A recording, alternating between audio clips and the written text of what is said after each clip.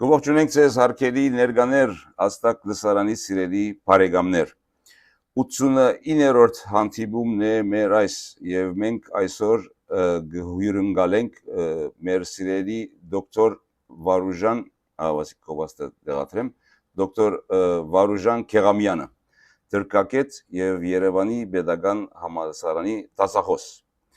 Ինչպես մեր կովասներուն մեջ են ցեզի ծանոթ է, մեր այսօրվա նյութն է դոկտոր Վարուժանը մեզի պիտի ներկայացնե Զանգեզուրի Միչանցք ճագերտներու մեջ աշխարհաքաղաքականությունը նյութը։ Բնականաբար դոկտորի զեկուցեն յետք հերթը ցերն է, ցեր մեջբերումներով, հարցումներով կխորանանք եւ կմարամասնենք որոշ բաժիններ, եթե կփապակիկ։ Դոկտոր Քեղամյան, եթե պատրաստ եք, հարցագծերն է հրամեցեք։ Շատ շնորհակալ եմ եւ այս դասախոսության կազմակերպման եւ ինձ հրավիրելու համար, ինձ համար բնականաբար մեծ պատիվ է լինել ազդակ մեծ ընտանիքի անդամ, հաշվի առնելով ազդակի եւ նա անցյալում եւ ներկայում խաղացած կարևոր դերը հայկական ազգային մտքի զարգացման, պահպանման ու ընդլայնման գործում։ Ես ճիշտ եմ տեխնիկական մեկ հարց, ես որքան ժամանակ ունեմ, որպեսզի կարողանամ ճիշտ կողմնորոշվել։ Ձեր զեկույցը ես կընտրեմ գեշ ժամ մոտավորապես այդպես է, չէ՞։ Okay, խնդիր չկա եւ ունեմ արդյոք այս հնարավորություն իմ էկրանը կիսելու, որպեսզի տեսաշարը նաեւ զուգահեռ իմ խոսքին երևա։ Եթե ինձ co-host սարքեք, կարծեմ ես էլ կրնամ։ Միան ինձի եթե 1 րոպե դրամատրես մեծ սիրով, քանի որ նաեւ ես միաժամանակ կընդունեմ նոր մասնակցողներ։ Ուրեմն դոկտոր Վարուժան, հրամեցեք եւ co-host։ Համեցեք։ Okay, հրաշալի, ես հիմա 1 վայրկյան։ Okay. Okay. Հիմա իմ տեսնում եք իմ էկրանը։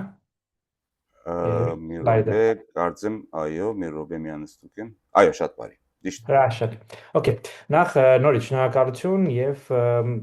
ես կփորձեմ ուրեմն 30 վայրկյանի մեջ տեղավորվել եւ այնուհետեւ հարցումների տեսքով կփորձեմ դրանց պատասխանել, չնայած մի անգամից պետք է ասեմ, որ այս թեմային նվիրված կարելի է խոսել ավելի քան կես ժամ, ավելի քան 30 վայրկյան եւ ավելին այս թեմայի վերաբերյալ ես եւ իմ ավագ գործընկերը պրոֆեսոր Ռուբեն Մելքոյանը ուղիղ 1 տարի առաջ հենց այս օրը շնորհանդեսի ձևաչափով ներկայացրել էինք մեր համատեղ աշխատանքը, որը դեսպայն դուք տեսնում եք ձեր էկրաններին, այն կոչվում է Թուրանի ճանապարհի հայկական ցեպը, Զանգեզուրի Միջանցքի հիմնահարցը։ Սա այս պահին ընդհանրապես այս թեմայով առկա միակ մանրամասն գիտական աշխատանքն է, որը նպատակ ունի ցույց տալ եւ հնարավորինս հանգամանալից, հնարավորինս մանրամասն կերպով ներկայացնել ինչ է իրենից ներկայացնում այսպես կոչված Զանգեզուրի Միջանցքը, բայց մեկ կոնկրետ տեսանկյունից, այն է Թուրքիա եւ Ադրբեջանի տեսանկյունից։ Այսինքն մեր խնդիրն է եղել առաջին հերթին ցույց տալ, թե ինչ են թուրքերը եւ ադրբեջանցիները ուզում, ինչ են հետապնդում այս ծրագրի հետեւում։ Եվ գիրքը արդեն հասարակ Գներեք դոկտոր Վարուժան, ես 30 րոպե ասեցի, բայց խնդիր չկա, եթե 35-40 լինի, սահմանափակում որպես այդպեսին չունենք, հասկացա՞ք։ Շատ բարի, շնորհակալ եմ, ես կփորձեմ տեղավորվել։ Ուրեմն գիրքը հասանելի է 4 լեզվով եւ այս իմաստով այս պահին այն նաեւ միանգամից կարող եմ ասել, որ Հայաստանում անցյալ տարի ճանաչվել է non-fiction, այսինքն ոչ գեղարվեստական գրքերի շարքում բեսթսելերներից մեկը, սա ասում եմ այն պատճառով, որ ցույց է տալիս թեմայի շուրջ հետաքրքրվածությունը հայ հասարակության շրջանում։ Ուստի պատահական չէ, որ այսօրվա դասախոսությունը, չնայած 1 տարի անց, ուրեմն 1 տարի անց է տեղի ունենում գրքի շնորհանդեսից, բայց այնուամենայնիվ մենք շարունակում ենք գտնվել մի իրավիճակում, երբ որ Զանգեզուրի Միջանցքի թեման հանդես է գալիս մեր տարածաշրջանի եւ մեր պետության ամենակարևոր հարցերի շարքում, այսինքն շարունակում է top, այսպես երրյակում, քառյակում լինել։ Եվ սա դժվար չէ նաեւ տեսնել, եթե հետևում ենք պարզ միջազգային մամուլին, այստեղ դուք էկրանին տեսնում եք տարբեր, ամենատարբեր ուղղվածության, ամենատարբեր երկրների, ուրեմն այսպես մեդիաների, mainstream մեդիաների բաներ, screenshot-ներ, որոնցում անդրադարձ է կատարվում այսպես կոչված Զանգեզուրի Միջանցքին տարբեր անունների տակ։ Jerusalem Post-ից մինչև Reuters, մինչև Forbes եւ այլն բոլորը գրում են այս ճանապարհի կամ այս միջանցքի կամ այս նախագծի մասին։ Այստեղ արդեն կարևոր է թե ինչպես ձևակերպում կտանք եւ դրան էլ քիչ անց կանդրադառնամ։ Ընդհանրապես դժվար է գտնել մեկին, որը որ վերջին 5 տարիներին հետևում է ոչ թե հայկական, ոչ թե հարավկովկասյան, այլ ընդհանրապես եվրասիական աշխարհ-քաղաքականությանը, այսինքն geopolitics-ին եւ չի առնչվել այս թեմային։ Այսինքն այս կամ այն կերպ չի տեսել, չի լսել, սրա մասին հարցազրույց չի լսել եւ այլն։ Այսինքն սա առանց վարանելու կարող ենք ասել, որ շարունակում է լինել մեր տարածաշրջանի եւ ընդհանրապես Եվրասիայի աշխարհքաղաքական կարևորագույն քննարկվող թեմաներից մեկը։ Բայց հետաքրքրական է, որ ընդամենը 5 տարի առաջ սրա մասին ոչ մի խոսք չկար։ Ահա ձեզ մի screenshot, որը ցույց է տալիս Google Trends-ում, այսինքն Google-ի համակարգում Զանգեզուր corridor-ը անգլերեն տարբերակով, ուրեմն այս երևույթի արձանագրումները, որը հուշում է, որ գործ ունենք բավական նոր երևույթի հետ։ Այն է, եթե ուշադրություն դարձնեք այս ուրեմն գրաֆիկին, կտեսնեք, որ Զանգեզուրի միջանցք տերմինը ցանցում հիշատակվել է սկսած միայն 2020 թվականից։ Հա, ասեմ դրանից առաջ ոչ ոք չէր լսել Զանգեզուրի միջանցքի մասին, եւ եթե ես հիմա նույնիսկ այսպեսի յուրահատուկ հարցում անցկացնեմ մեր ուրեմն դասախոսությանը միացած մոտապես 30 հոգու միջև, ապա վստահ կարող եմ ասել, որ ձեզնից ճնշող մեծամասնությունը եւս մինչև 2020 թվականի նոյեմբեր ամիսը երբևէ որևէ դեպքում առաջված չէր եղել այսպես կոչված Զանգեզուրի միջանցքի։ Հետաբար սա մի կողմից կարծես թե նոր երևույթ է, միևնույն ժամանակ ամենակրնարկվող երևույթներից մեկն է եւ այս հատկապես վերջին 2 տարիներին այս թեման էլ ավելի դարձել է այսպես հայտնի, էլ ավելի քննարկվող եւ էլ ավելի յուրահատուկ այսպես համաշխարհային կարեւորություն է ձեռք բերել։ Եվ եթե ես օգտագործեմ ուրեմն հնդկական Ինդիայի ուրեմն հայտնի լրագրողի հարցադրումը անցյալ տարվա, այստեղ screenshot-ն է իր հաղորդման, դուք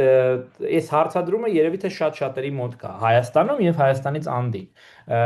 Հարցադրումը հնչում է շատ պարզ կերպ, հա, ինչու են բոլորը խոսում այս ճանապարհի մասին։ Why everyone wants this tiny road։ Ինչու են բոլորը քննարկում սա։ Դոնալդ Թրամփից մինչև Իրան, Ռուսաստանից մինչև Չինաստան, այս հարցը չենք կարող չասել, որ բոլորին հետաքրքրում է, ավել կամ պակաս չափով, բայց հետաքրքրում է։ Այսինքն ինքնին ընդհանրապես առաջին հայացքից, ինչպես որ իրեն հաճախ ներկայացնում են, հատկապես Հայաստանում եւ հայաստանյան իշխանությունները, ընդհանրապես մի քանի տասնյակ կիլոմետրանոց ճանապարհը ինչու է դարձել համաշխարհային քաղաքականության ուշադրության կենտրոնում։ Եվ հատկապես անցյալ տարվա օգոստոս ամսին, այսպես կոչված TRIP-ի ստեղծումից հետո, այն առավել եւս դառնում է նաեւ շատ-շատերի կողմից բնորոշվում է որպես տարածաշրջանում ամերիկյան ներգրավվածության նոր առհավատչա, հետևաբար նաև տարածաշրջանում աշխարհքաղաքական նոր բախման հնարավոր մեկնակետ։ Ուրեմն այս ամեն ինչը հուշում է, որ գործ ունենք իսկապես կարևոր թեմայի հետ եւ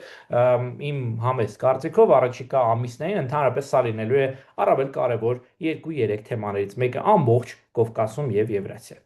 Ուրեմն այստեղից դոկտոր Վարուժան գներեք մեր իմ կով կոնե իմ մոտ ծեր բատկերը նկարը ցույց է տալիս քրքի նկարը միայն չի փոխվում իթե իմ մոտ չի փոխվում եթե ներկաները մեկը գրնա օգնել ասել որ հրայրը ասում է դոկտոր հրայրը ասում է ոչ չի փոխվում ինձ մոտ էլ չի փոխվել նույն նկարն է Okay մեկ տարօրինակ է բաշուտ ասեք ես էլ վստահ բան եմ ան Հիմա փոխվեց, հիմա անհիշելին կտեսնենք, հա։ Okay։ Ալիևնա Թրամփի հետ։ Okay, հրաշալի։ Լավ, մեծ բան բաց չենք թողել, այս երկու սլայդերն էր, որ ես դες ցույց էի Google Trends-ը եւ Indian։ Ուրեմն կարակ վերադառնալ, եթե գուզեք մի ակնթարթով։ Եթե կարելի է։ Այո։ Դեսնեմ փոխվում է թե ոչ։ Դակավին բանը Թրամփը եւ Ալիևն է մեր մոտ։ Հիմա էլ չի փոխվում իթե։ Չէ, չփոխվում։ Դրա համար ասեցի, որ մի հատ փորձենք։ Ինձ մոտ, չգիտեմ, ինձ մոտ ցույց է տալիս, որ ամբողջությամբ հա փոխվեց։ Կարծեմ մի քիչ ուշացումով է գուցե։ Հիմա էլ Հիմա Զանգեզուրի, հիմա Կիրքի գողքը, Զանգեզուրի միջածք հիմնահարց։ Okay։ Վերնակիր։ Ես փորձեմ նույնիսկ առանց փոփոխության ժամանակը չկորցնենք։ Հիմա այս ամենը հուշում է, որ գործ ունենք լուրջ հարցի հետ, այսինքն մի հարց է, որը ավելին է, քան պարզապես ճանապարհը, մի հարց է, որը կարծես թե ավելին է, քան նույնիսկ ուղղակի մի լոգիստիկ պրոյեկտ, հա, նախագիծ, որը որ հաճախ մարդիկ պատկերացնում են որպես մեկ կամ երկու երկիր իրար կապող ինչ որ ճանապարհ։ Եվ այս ամեն ինչը բնականաբար դրդեց մեզ, որպեսզի ես իմ գործընկերոջ հետ միասին փորձենք հասկանալ ավելին, հա, փորձենք հասկանալ, թե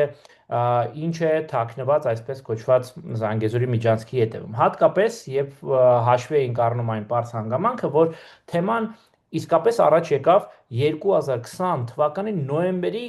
10-ի առավոտյան։ Այսինքն 2020 թվականի նոյեմբերի ուրեմն չարաբաստիկ կապիտուլյացիայից հետո, երբ որ Արցախի մեծագույն մասը կորսվեց եւ Հայաստանը ստորագրեց այսպես կոչված երակողմ հայտարարությունը, ճիշտ հաջորդ առավոտյան ես որպես մարդ, որ ամեն օր աշխատում է թուրքական մեդիաների, թուրքական expert community եւ այլոց հետ, ես տեսա, որ Թուրքիայում հատկապես Արցախում իրենց տարած հաղթանակը առաջին հերթին մատուցվում է որպես միջանցքի ուղղությամբ տարված հաղթանակ։ Եվ սա արդեն իսկ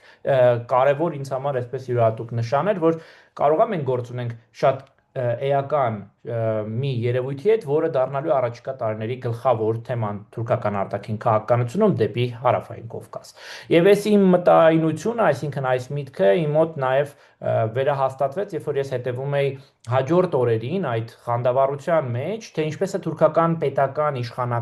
պետական եւ իշխանական մեդիան, մեյնսթրիմ մեդիան ներկայացնում Արցախում տարած իրենց հաղթանակը։ Հիմա չգիտեմ էկրանին երևում է թե չէ, 3 օրինակ թուրքական թերթերից հայտնի մերձիշխանական մեյնսթրիմ թերթերից, բնականաբար սրանց էլեկտրոնային տարբերակները ել ավելի շատ տարածում ունեն, քան տպագիր թերթերը, այնուամենայնիվ սա շատ կարծում եմ sense վառ օրինակ է, Ակշա, Միլիետ եւ Սաբահ թերթերի, որտեղ դուք տեսնում եք, որ ուրեմն նախ այսպես կոչված միջանցքի թեման ըստ էության ներկայացվում էր անմիջապես նոյեմբեր 10-ից հետո, ներկայացվում էր որպես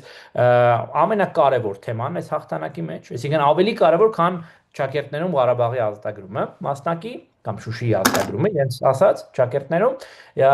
եւ երկրորդ, եթե ուշադրություն դարձնեք, ապա այստեղ եթե ձեզ մեջ կան մարդիկ, ովքեր որ թուրքերեն գիտեն, ապա հեշտությամբ կնկատեն, որ ներկայացվում էր այս ճանապարհը ոչ թե որ ուղակի ճանապարհը, որը կապում է Ադրբեջանը Նախիջևանին, այլ ճանապարհ, որը եւ այստեղ պետք է մեջբերեմ, տեսեք, Թուրք դունյասը բիլեշիոր, Թուրք դունյասը քուջակլաշտը, թուրքական աշխարհը միավորվեց, թուրքական աշխարհը գրկախառնվեց եւ քարտեզներում հեշտությամբ կարող եք տեսնել, որ խոսքը գնում է այսպես կոչված այդ ապագա Զանգեզուրի միջանցքի մասին։ Իհարկե, առաջին փուլում այդպես չէր ներկայացվում, այսինքն անունը Զանգեզուրի միջանց չէր, անունը տարբեր բաներ էին դնում, ասում էին Նախիջևանի միջանց, ասում էին ուրեմն Մեղրիով անցնող միջանց, ասում էին Ադրբեջան-Նախիջևան միջանց, բայց էականը այդ չի, էականն այն է, թե ոնց էր թուրքական իշխանական, մերձիշխանական եւ պետական մեդիան սկսում ներկայացնել այս ձեռքբերումը։ Եվ երրորդ թերթն էլ որ նայեք ուշադրությամբ, ապա կտեսնեք, որ այս վերնագիրը էլի շատ խոսուն է, Bid Corridor լա Pacific Days, մի միջանցքով Pacific-ի, այսինքն Խաղաղ օվկիանոսի ափին ենք։ Այսինքն պրոյեկտը ավելին էր, քան Ադրբեջանը։ Պրոյեկտը ավելին էր ներկայացվում Թուրքիայում, քան ուղղակի Նախիջևանը եւ Ադրբեջանի մնացյալ հատվածները իրար կապող ճանապարհ։ Եվ սա ինձ բնականաբար իմ գործընկերներին հուշեց, որ մենք գործ ունենք լուրջ բանի հետ։ Այսինքն սա ոչ թե ուղղակի մի հատ ճանապարհի հարց է, այլ շատ ավելին է, քան ուղղակի մեկ ճանապարհ։ Եվ սա դրդեց մեզ, որպեսզի սկսենք մտածել եւ տալ այն, ինչ որ մենք գիտության մեջ կոչում ենք research questions, հա, այսինքն հետազոտական հարցեր, որոնք կարիք ունեն պարզաբանման, կարիք ունեն հավելյալ պրոբլեմատիզացիայի, այսինքն հավելյալ հարցադրումներ տալու։ Եվ առաջ եկան այս մի շարք հարցեր, որոնք էկրանին մասամբ ես ցույց եմ տալիս ձեզ, դրանք այն պարզ հարցերն են, որոնք նաև ունեին կիրառական նշանակություն, այսինքն քանի որ այս հարցը քաղաքական նշանակություններ, ավելին աշխարհ քաղաքական նշանակություններ, բնականաբար այդ հարցերին ճիշտ պատասխանելու համար մենք պետք է գործի դնենք այն, ինչ որ կոչվում է evidence-based politics, այսինքն փաստահեն քաղաքականություն, եւ այդ փաստահեն քաղաքականությանը հասնելու համար անհրաժեշտ էր առաջին հերթին պատասխանել այս հարցերին։ Այդ հարցերն էին. ինչ են ուզում իրականում Թուրքիան եւ Ադրբեջանը այդ ճանապարհով։ Որն է նրանց վերջնանպատակը։ Ինչու է այս նախաձեռնությունը կոչվում հենց Զանգեզուրի միջանց եւ ինչու է առաջ եկել հենց հիմա, ինչու դրա մասին մենք չենք լսել 2020 թվականի նոյեմբերից առաջ։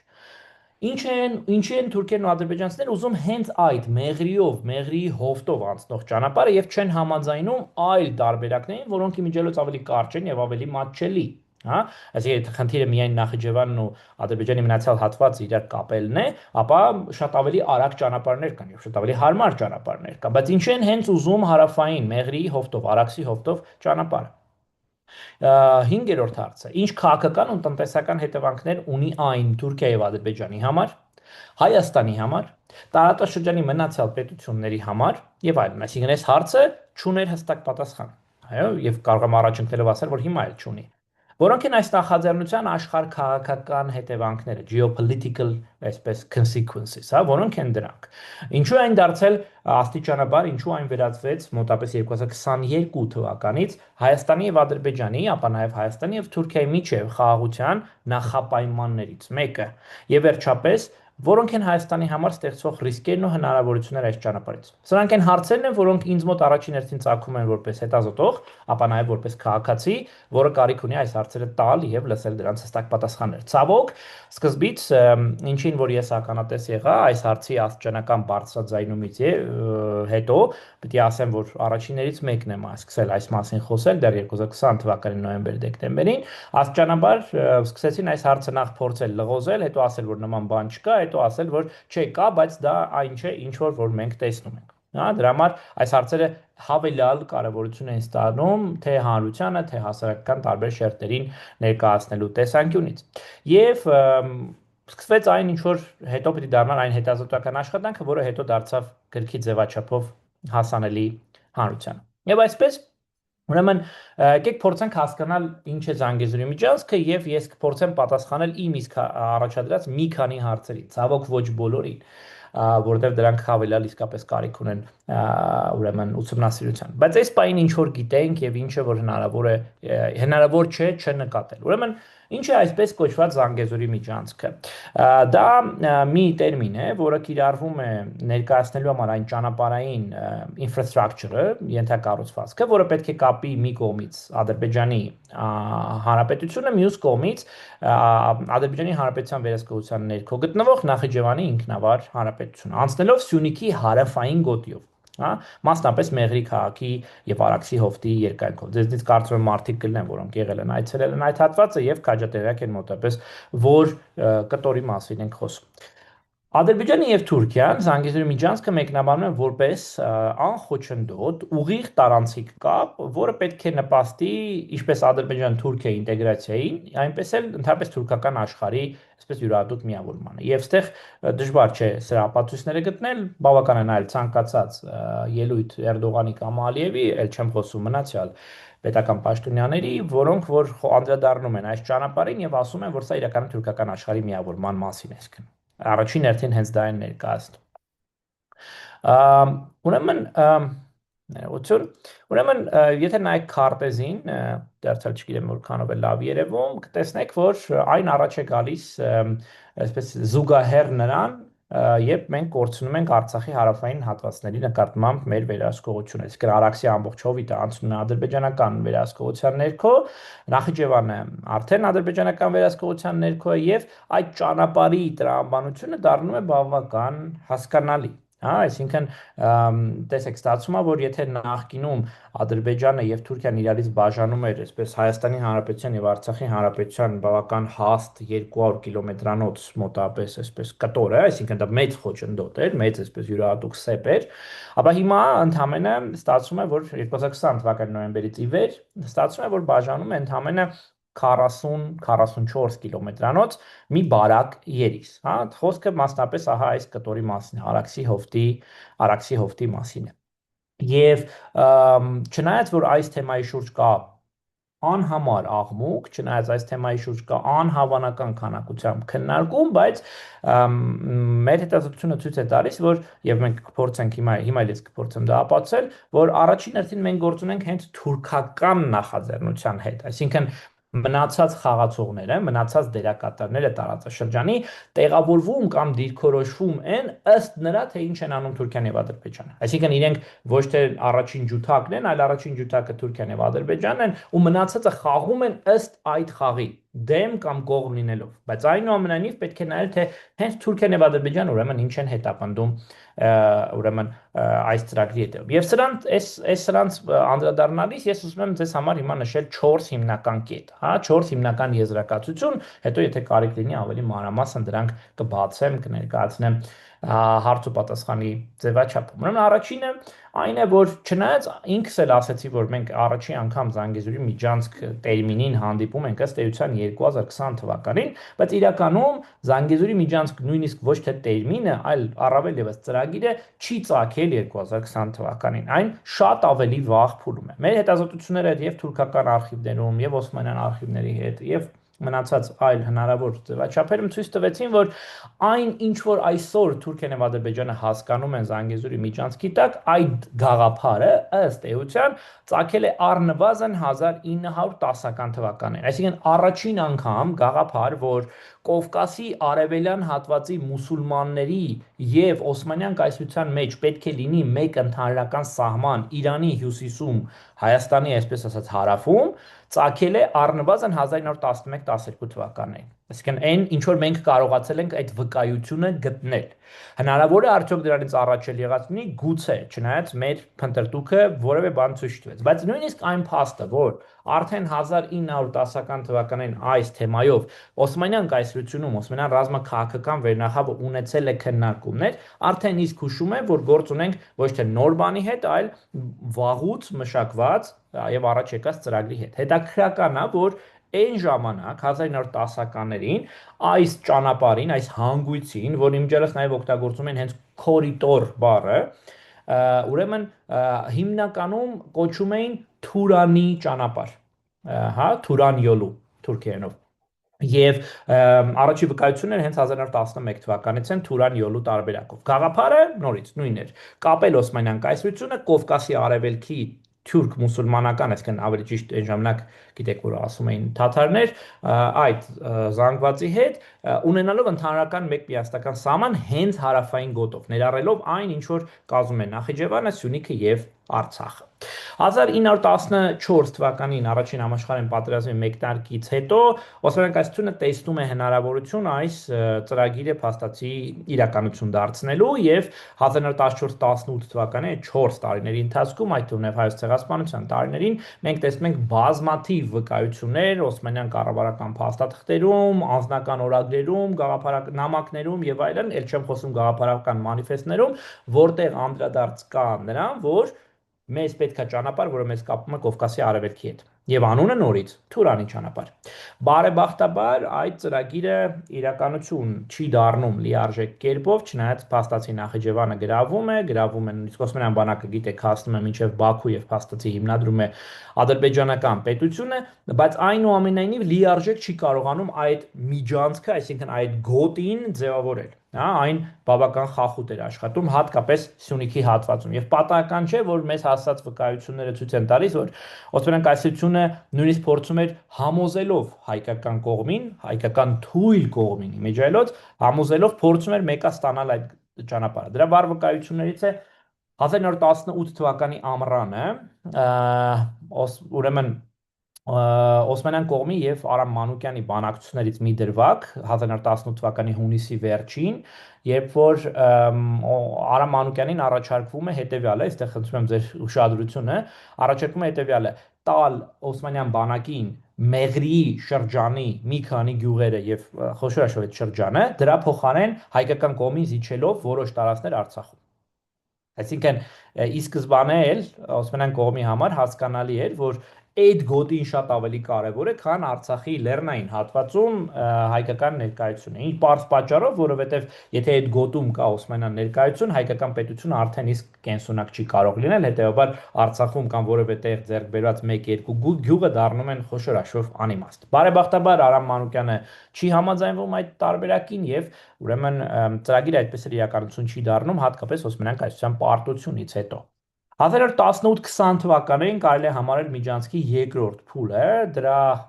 ուրեմն այսպես փորձերը շարունակվում են նախ Օսմանյան կայսրության ղեկավարության կողմից, ապա արդեն քեմալականների կողմից, եւ անձամբ Մուստաֆա Քեմալը բազմաթիվ անգամներ անդրադառնում է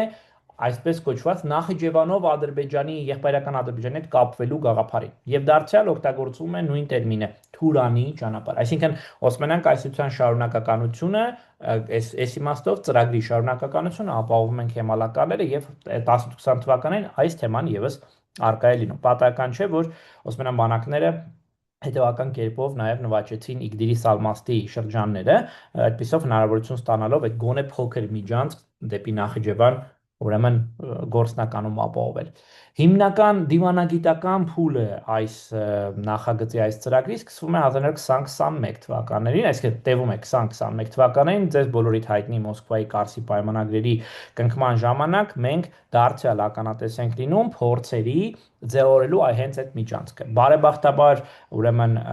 չնայած ուրեմն պարտությանը մեր Նախիջևանի եւ Արցախի հարցերում բարեբախտաբար մենք պարտություն չենք կրում Սյունիքի հիմնական հատվածում շնորհիվ Գարեգին Նժդեի կազմակերպած դիմադրության եւ փաստորեն Միջանցքի գաղափարը եւս մեկ անգամ տապալվում է։ Մինչդեռ Նժդեհը իր գրառումներում եւ իր ուրեմն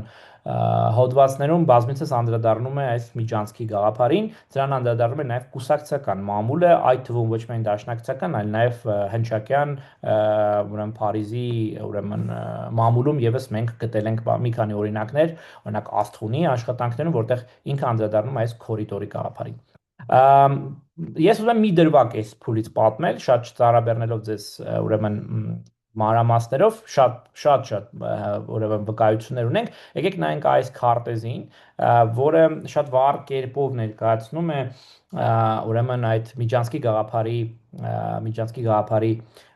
թուրքական իրականացման թուրքական փորձերը։ Ուրեմն տեսեք, դուք երևի թե շատերը լսել եք, որ Թուրքիան եւ Իրանը 1930-ականներին տարածքներ են, չէ՞, փոխանակել, որի շնորհիվ Թուրքիան կարողացել է կպնել Նախիջևանին եւ այլն։ Սա ամենատարածված պատմական սխալներից մեկն է, որը եւ մեզանում կա տարածված եւ նաեւ նույնիսկ թուրքական կողմում։ Իրականում 1930-ականներին չի Թուրքիան կպել ընդհանուր սահման ձեռք բերել Նախիջևանի հետ, այլ 1920-21 թվականներին եւ դրա ուրեմն պատմության հետազոտությունը մեզ եւս մոտեցնում է էլի Միջանցքի գաղափարին։ Նայեք քարտեզին, խնդրեմ։ Ուրեմն դուք տեսնում եք, սա արդեն մեր կողմից վերականգնված քարտեզ է։ Ուրեմն 1921 թվականի Մոսկվայի բանակցությունների ժամանակ, երբ որ թուրքական կողմերը, Թուրքիան եւ Ադրբեջանը, քեմալականներն ու Ադրբեջանը պահանջում էին, որ Ադրբեջանին անցնի Նախիջևանը, ուրեմն այդ ժամանակ հայկական կողմը Նախիջևանի հարցում ցավոք չի կարողանում լիարժեք դիմադրություն կազմակերպել, բայց պնդում է, որ եթե ձևավորվում է Նախիջևան որպես Ադրբեջան, ինքնավար հանրապետության տեսքով, ապա Հայաստանի եւ Նախիջևանի միջև սահմանը պետք է անցնի Երևանի նախկին գավառի տարածքով։ Այստեղ քարտեզի վրա կետագծերով, այս որ տեսնում եք, այս կետագծերը, սրանք ուրեմն Երևանի գավառի տարածքն են։ Այս է որը գոյություն է ունեցել 1918-20 թվականներին։ Հայկական կողմն ասում էր, շատ լավ, եթե Նախիջևանը ձեզ է անցնում, ապա ուրեմն Նախիջևանի ու Երևանի սահմանը լինում է այս կետագծերով սահմանը։ Ադրբեջանական կողմը եւ թուրքական կողմը, քեմալականները Մոսկվայում համառում են այս թեմայով, չհամաձայնվելով դրան, ասելով, որ Հայաստանի եւ Նախիջևանի սահմանը պետք է անցնի այս դեղին գծով։ Տեսնում եք այստեղ, դեղին գծով։ Այսինքն այստեղ այս փոքր եռանկյունի կտորը պետք է անցնի Թուրքիային կամ Նախիջևանին։ Իրենք պնդում են, որ այսպիսին պետք է լինի։ Ինչու էր սրա շուրջ այսքան ուրեմն մեծ բանավեճ, որին անդրադառնում էր նաև Խորհրդային Միության, Խորհրդային Պետության, ավելի ճիշտ արտգործնախարարը Չիչերինը եւ այլոք իրենց գրառումներում եւ բանակցային մեծ փաթեթ կա սրա տակ։ Անունն էլ իմիջիալոց այս գոտու հենց տենց էլ կոչվում էր եռանկյուն գոտի, triangle zone։ Ուրեմն ինչ դեր խնդիրը։ Եթե Երևանի եւ այսինքն Հայաստանի եւ Նախիջևանի սահմանը մնում էր Երևանի գավառի այս տարածքով, ապա Հայաստանը ուղիղ կապ էր ստանում Իրանի հետ այստեղով եւ Թուրքիան ու Նախիջևանը չէին ունենում ընդհանրական սահման։ Թուրքերն ասում էին ոչ, պետք է այս դեղինով անցնի սահմանը, հետեւաբար Հայաստանը կտրվում է Իրանից այստեղ ունեցած սահմանով եւ երկրորդ, եւ որ ամենակարևորն է, Թուրքիան Նախիջևանի հետ ստանում է ընդհանրական սահման։ Այս թեմայով բանակցությունները տևում են մոտապես 4 ամիս։ Չեք պատկերացնի, մենք հանել ենք այդ ամբողջ արխիվը, չեք պատկերացնի, թե ինչ կարգի ճնշում է, ինչ մակարդակի ու ծավալների ճնշում է լինում հայկական կողմի վրա, թե քեմալականներից, թե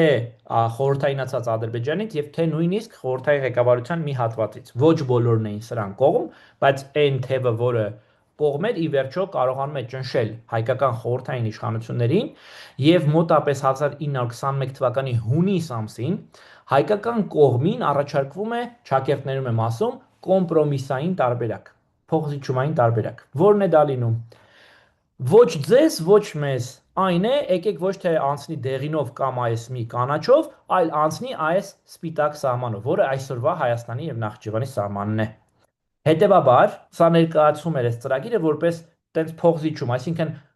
Հայաստանին էլ մի բան կմնա, բայց Ադրբեջանին էլ մի բան կստանա, բայց իրականում սա հաղթանակ էր թուրքերի համար, որովհետև իրանք այն երկու նպատակն էլ որ դրել էին, երկուսն էլ ստանում են A, կտրում են Հայաստանը Իրանից եւ ավելի կարեւոր, իրենք ստանում են այս կարմիրով նշված փոքր կտորը մոտապես 9 կիլոմետրանոց սահման Նախիջևանի հետ, ինչը այսօր Միջանցքի իրականացման փաստացի բանալին է։ Եվ պատահական չէ այդ ժամանակ Քեմալի Մոսկվա ուղարկված հեռագիրը իր իսկ պատվիրակության ղեկավարին, ուրեմն բառացիորեն նշված էր հետևյալը. Նախիջևանը թուրքական դարպասն է, սրանից ելնելով արեք առավելագույնը։ Այսինքն սա այդ կարգադրումներից մեկն էր, որով փաստորեն Քեմալը կարևորում էր Նախիջևանի հետ ընդհանրական սահման ունենալու գաղափարը։ Ինչպես կրավում եք, թուրքերը շատ ուրախ համաձայնվում են այս տարբերակին եւ արդեն Կարսի պայմանագրով ձևակերպվում է ահա այս սահմանը, որը մենք ունենք այսօր։ Իմիջայլոց պիտի ասեմ, որ այս պահին այդ ադրբեջանական բանակցությունների շրջանակներում ադրբեջանական կողմը պարբերաբար այս պահին դեռևս մերձ իշխանական շրջանակներում ասում է, որ պետք է վերանայել նաև սահմանը եւ Կարսի պայմանագրի նախնական տարբերակին անդրադառնալ, որտեղ այս դեղինով նշված սահմանը պետք է լինի իրական նոր սահման, այնպես որ այստեղ նորից տարածքային նոր պահանջների այսպես հող են նախապատրաստում։ Ինչևէ, ուզում եմ ասել, որ նույնիսկ 1921-ին, երբ որ խորհրդային պետությունը փաստորեն գրավեց Հայաստանը եւ Միջանցքի գաղափարը հետաձգվեց, այն հետաձգվեց միայն մասամբ։ Հնարավորության պարագայում թուրքական կողմը շարունակում էր պնդել, որ պետք է ձևավորվել ուրեմն կապ Նախիջևանի եւ Թուրքիայի միջև, այդպիսով Նախիջևանի եւ այդպիսով Ադրբեջանի եւ Թուրքիայի միջև։ Ավելին, ինչպես գիտեք, 1920-30-ական թվականներին ադրբեջանական արդեն խորհրդային պետությունը հետևողական փորձ էր անում Մեղրի շրջանը միացնել խորհրդային Ադրբեջանին, ինչը ելի բարեբախտաբար հայկական խորհրդային իշխանությունների ջանքերով իրականություն չդարձավ։ Եթե վերադառնամ այն նախորդ սլայդին, որտեղ երևում էր ժամանակացույցը, ապա կտեսնեք, որ ուրեմն 2021 թվականին այս փուլը միջանց ձևավորելու գաղափարի կոչվում է թուրքական դարպասի փուլ, ինչու, որովհետև հենց այդ շրջանում Նախիջևանի այդ կտորի համար կիրառում էին թուրքական կողմում թուրքական դարպաս, ուրեմն տերմինը։ Հաջորդ փուլը, այս պահին ամենաերկար փուլը սկսվում է խորհրդայնացումից հետո եւ տևում է մինչեւ 1980-ականներ։ Այս շրջանում եւս կար Միջանցքի գաղափար, այն արդեն կոչվում էր Մեղրի Միջանցք անունով եւ մեզ հայտնի է խորհրդային Հայաստանի ղեկավարության օրագրերից, փաստաթղթերից եւ այլ վկայություններից հայտնի են բազմաթիվ դեպքեր, երբ որ թուրք-ադրբեջանական կողմը, խորհրդային Ադրբեջանը ամեն գնով փորձում էր ստանալ վերահսկողություն Մեղրի, այսինքն Սյունիքի հարավի նկատմամբ, կամ այս կամ այն կերպ ուրեմն ունենալ միջանցիկ, տարանցիկ ճանապարհ, որը իրան ուղիղ կապեր Նախիջևանի հետ։ Անշուշտ դուք գիտեք, որ կար ճանապարհ, որը կապում էր Խոբան, երկաթուղային ճանապարհը, որը կապում էր հարավով Նախիջևանը Բաքվին, բայց այնուամենայնիվ խոսքը գնում էր ոչ թե ուղղակի ճանապարհի, այլ հատուկ կարգավիճակ ունեցող ճանապարհի մասին, իսկ հնարավորության դեպքում այդ գոտում ադրբեջանական լիարժեք բնակության խիտ, այսպես երկրամաս ձևավորելու եւ ի վերջո այդ երկրամասը խորհրդային Ադրբեջանին միացնելու մասին էր։ Եվ ուրեմն դրա այսպես վերջին շրջափուլը, ամենամեծ փորձերը ձեռնարկվում են ուրեմն 1970-80-ական թվականներին Հեյդար Ալիևի խորհրդային Ադրբեջանի ղեկավար դառնալուց հետո մեզ հայտնի են նորից եմ ասում բազմաթիվ վկայություններ, անհամար վկայություններ մենք ունենք, գրքում դրանք մանրամասն ներկայացված են, փաստաթղթավորված են, թե ինչպես է խորհրդային Ադրբեջանի ղեկավարությունը փորձել խորհրդային ուրեմն կենտրոնական իշխանություններին Մոսկվային համոզել, որ այդտեղով պետք է անցնի ճանապարհ եւ հետեւաբար պետք է ճնշում գործադրել հայկական իշխանությունների վրա։ Ճնշումներից բացի գործադրվում է նաեւ նաև sense յուրահատուկ արևելյան դիվանագիտությանը բնորոշ գործիքակազմ, օրինակ Հեյդար Ալիևը Կարեն Դեմիրճյանին համոզում էր, այստեղ նկարում երկուսն էլ տեսնում եք, համոզում էր, որ այդ ճանապարհը մեղրիով ճանապարհը տա եւ դրա դիմաց խոստանում էր Կարեն Դեմիրճյանին, այսպես ասած, promote անել, այսինքն բարձրացնել մինչեւ կենտրոնական պոլիտբյուրոյի, քաղաքական բյուրոյի անդամության աստիճան, այսինքն ասում էր, ես քեզ կօգնեմ, դու այդ ճամփեն տուր։ Մեզ հասել է վկայություն Կարեն Դեմիրճյանի հետ բանակցություններից մեկին ներկա Ֆադեյ Սարգսյանից, այստեղ նկարում ձախում իրեն տեսնում եք, որ այդ ժամանակ փաստացի Հայաստանի խորհրդային Հայաստանի վարչապետն էր, հետո անկախությունից հետո պիտի դառնա Հայաստանի Գիտությունների ազգային ակադեմիայի նախագահը։ Ֆադեյ Սարգսյանի վկայությունով Մոսկվայում հերթական հանդիպման ժամանակ Հեյդար Ալիևը Կարեն Դեմիրճյանին ու հերթական անգամ խնդրում է, համոզում է, որ այդ ճանապարհը տա, ինչին Կարեն Դեմիրճյանը դիմադրում է, ասում է ոչ, ես հասկանում եմ դրա աշխարհակաղակական կարևորությունը, ոչ, եւ Հեյդար Ալիևը ըստ Ֆադեյ Սարգսյանի ասում է հետեւյալ արտահայտությունը, շատ կարծում եմ տիպիկ է, ասում է Կարեն, եթե դու ինձ այսքան համոզեիր, ես քեզ կտայի Ադրբեջանի կեսը, ոչ թե մի հատ ճանապարհ։ Հա, ուրեմն ինքը Կարեն Դեմիրճյանը այդ օրերի իր օրագրային գրառումներում եւս անդրադառնում է թեմային, նշելով, որ ես հասկանում եմ ինչու է ուզում Ալիև այդ ճանապարհը, դա փաստացի Սյունիքի թուրքականացման բանալներից մեկն է։ Այնպես որ խորհրդային Հայաստանի ղեկավարությունը չնայած խորհրդային ճնշումներին եւ այլն եւս հասկանում էր, որ այդ ճանապարհը խնդրահարույց է, այն միայն ճանապարհի մասին չէ, այն Սյունիքի աստիճանական նվաճման մասին է։ Այնպես որ ուրեմն այս շրջափուլերը ցույց են տալիս, որ Միջանցքի գաղափարը տարբեր անուններով եղել են տարբեր փուլերում։ Հաջորդ փուլը պիտի սկսվի 91-2001 թվականին, էլի եթե կհիշեք Փոլ Գոբլի ծրագիր կար, Մեղրի Միջանցքի ուրեմն այսպես ծրագրի իրականացման որպես մեկ այլ տարբերակ, փոխանակում Սյունիքի հարավի եւ Արցախի միջև, որը էլի բարեբախտաբար տեղի չունեցավ, բայց գաղափարը, եթե նայեք այդ շրջանում թուրքական մեդիաներին, քաղաքական գործիչներին դարձյալ նույնն էր, ապահովել յուրահատուկ թուրքական գոտի Նախիջևան, Սյունիք, Արցախի հարավով դեպի Ադրբեջան եւ Անդին։ Եվ նորագույն փուլը 2020 թվականից է մեկնարկում, որը կոչվում է արդեն Զանգեզուրի Միջանցքի փուլ, ձեզ հայտնի է։ Ուրեմն սա այն առաջին գլխավոր բանն է, որ ես ուզում եմ, որ ոնց որ ֆիքսվի, որ գործ ունենք ոչ թե նոր ծրագրի հետ, այլ գործ ունենք ուրեմն հին ծրագրի update եղած տարբերակի հետ։ Սա յուրահատուկ այսպես էվոլյուցիա։ Երկրորդ կարևոր բանը, այստեղ արդեն ավելի արագ եւ կարճ կլինեմ, Միջանցքը ոչ թե լոգիստիկ, այլ քաղաքական, ավելին քաղաքական ծավալապաշտական ծրագիր է առնվազն թուրք-ադրբեջանական կողմերի համար, հա։ Եվ սա հասկանալու համար պետք է նայել ոչ միայն այն խոսույթին, որը կա Միջանցքի շուրջ, այն դիսկուրսին, որ կա Միջանցքի շուրջ, այլ նաեւ նայել, թե ինչ զուգահեռ այլ գործողություններ են իրականացվում այն տարածքի հանդեպ, որը պիտի կազմի այսպես կոչված Միջանցքի հիմքը։ Ну, նախ դրան անդրադառնալուց պետք չէ հնարավոր չէ նայել Ադրբեջանի եւ Թուրքիայի պաշտոնական ռետորաբանությանը, rhetorics-ին, եւ այնտեղ կտեսնեք բազմաթիվ վկայություններ, որ օրինակ այս պայն էկրանին մի հատը երևում է, որ Միջանցքը դա ճանապարհ է իրենց համար, այսպես կոչված Արևմտյան Ադրբեջան, հա, Western Azerbaijan կոչված Շինծու, Արեստածին, ուրեմն գաղափարի իրականացման համար, հա, օրինակ տեսեք այստեղ ուրեմն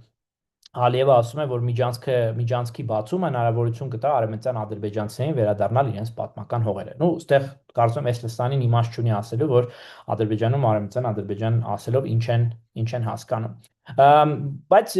հռետորաբանությունը շատ-շատերն են ուսումնասիրում, հիմա շատ մոդայիկ է, բոլորը նայում են Ալիևի խոսքերը, Էրդողանի խոսքերը ու մեկնաբանում են։ Ես առաջարկում եմ դրան ժամանակ հիմա դրա վրա չծախսենք, այլ նայենք օրինակ թե ինչպիսի քարտեզներ են տարածվում Թուրքիայում եւ Ադրբեջանում, այսպես կոչված Միջանցքի թեմայով։ Խնդրեմ ուշադրություն դարձրեք ահա այս թուրքական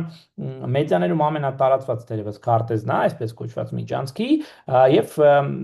նայեք մի քանի վայրկյան այս քարտեզին եւ տեսեք արդյոք նկատում եք յուրահատկություն այս քարտեզի մեջ։ Սա այսպես կոչված Զանգեզուրի Միջանցքի քարտեզն է։ Եթե ուշադրությամբ նայեք, ապա կնկատեք մի առանձնահատկություն։ Զանգեզուր կորիդորու տերմինը կիրառված է ոչ թե ճանապարհի համար, այլ կիրառված է ամբողջ Սյունիքի մարզի համար։ Այսինքն այն ճանապարհի անունը չէ։ Եթե կարծում եք, որ սա բացառություն է, ապա ցավոք պիտի տխրեցնեմ, թուրքական mainstream քարտեզերի մեծագույն մասը հենց այս մոտեցումն է ցուցաբերում։ Ահա եւս մեկ պետական քարտեզ, թուրքական պետական ռադիոհեռուստաընկերության տարածած անգլալեզու քարտեզն է։ առաջին քարտեզներից մեկն է միջելոց այսպես կոչված միջանցքի թեմայով ուրեմն Turkey-Azerbaijan route through Zangezur corridor եւ դարձյալ ուշադրություն դարձեք քարտեզին ճանապարհի անունը չէ Zangezur corridor Zangezur corridor թուրքական կողմը կոչում է ամբողջ Սյունիքի մարզը եւ սա կարծում եմ չափազանց խոսում բան է Եթե դուք նայեք թուրքական եւ ադրբեջանական ռետորաբանությանը, ապա կտեսնեք, որ իսկապես շատ հաճախ ճանապարհին անունը չէ Զանգեզուրի կորիդոր։ Ճանապարհը Զանգեզուրի կորիդորը իրականացնելու առաջին քայլն է ներկայացում։ Դա բարբերաբար հիշատակում է։ Ժամանակ չունենք, որպես ես ձեզ բերեմ մի քանի այլ մեջբերումներ, բայց դրանք հեշտությամբ կարելի է ցանցում գտնել։ Ավելին, երբ որ ես առաջի անգամ քարտեզում տեսա, ահա այսպիսի, ուրեմն դրվածք, այսպիսի ուրեմն մոտեցում, իմ մոտ միանգամից հարց առաջացավ։ Իսկ կարող է այնուամենայնիվ նույնիսկ Զանգեզուր տերմինը ունի պատմական այլ նշանակություն, հա, եւ պատահական չէ 2020 թվականին հորինված, այսինքն Թուրանի կարային չէ, օգտագործային Թուրանի ճանապարհ, Թուրանի միջանցք կամ այլ նմանատիպ բան, բայց վերցրել են Զանգեզուրի միջանցք։ Ու իմ հետազոտությունը արդյունքում տվեց ի վերջո տվեց արդյունք։ Ես գտա թուրքական աշխարհքաղաքականության դասագրքերում, որ առաջին անգամ Զանգեզուրի միջանցք տերմինը այս ուրեմն գոտու համար օգտագործվել է 1920-ականներից։ Եվ թուրքական քաղաքական մտքում Զանգեզուրի միջանցք, Զանգեզուր կորիդորու տերմինը նշանակում էր ոչ թե ճանապարհ, ի սկզբանե, այլ ամբողջ Սյունիքի եւ Վայոց-Ձորի մարզերը որպես միջանցք, որը բաժանում է թուրքական աշխարհը իրարից։ Այսինքն նույնիսկ տերմինի ընտրությունը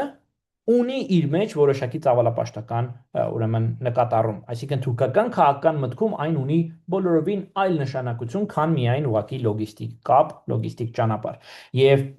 եթե առաջին ամիսներին 20 թվականից հետո օգտագործվում էին տարբեր անուններ, ապա 2021 թվականի մարտից սկսած եւ Ադրբեջանում եւ առավելապես Թուրքիայում բացառապես օգտագործում են Զանգեզուր կորիդորը, Զանգեզուրի միջանցք ֆիքսված տերմին, այն նաև ֆիքսվեց Չարաբաստիկ Շուշիի հռչակագրում 2021 թվականի հունիսի 15-ին։ Ուրեմն գործ ունենք ոչ թե ուղակի ճանապարհի հետ, այլ թուրքական քաղաքական մտքում նույնիսկ սեմանտիկ, լեզվական մակարդակում որոշակի ծավալապաշտություն ենթադրող ծրագրի հետ։ Ավելին, եթե նայենք ուրեմն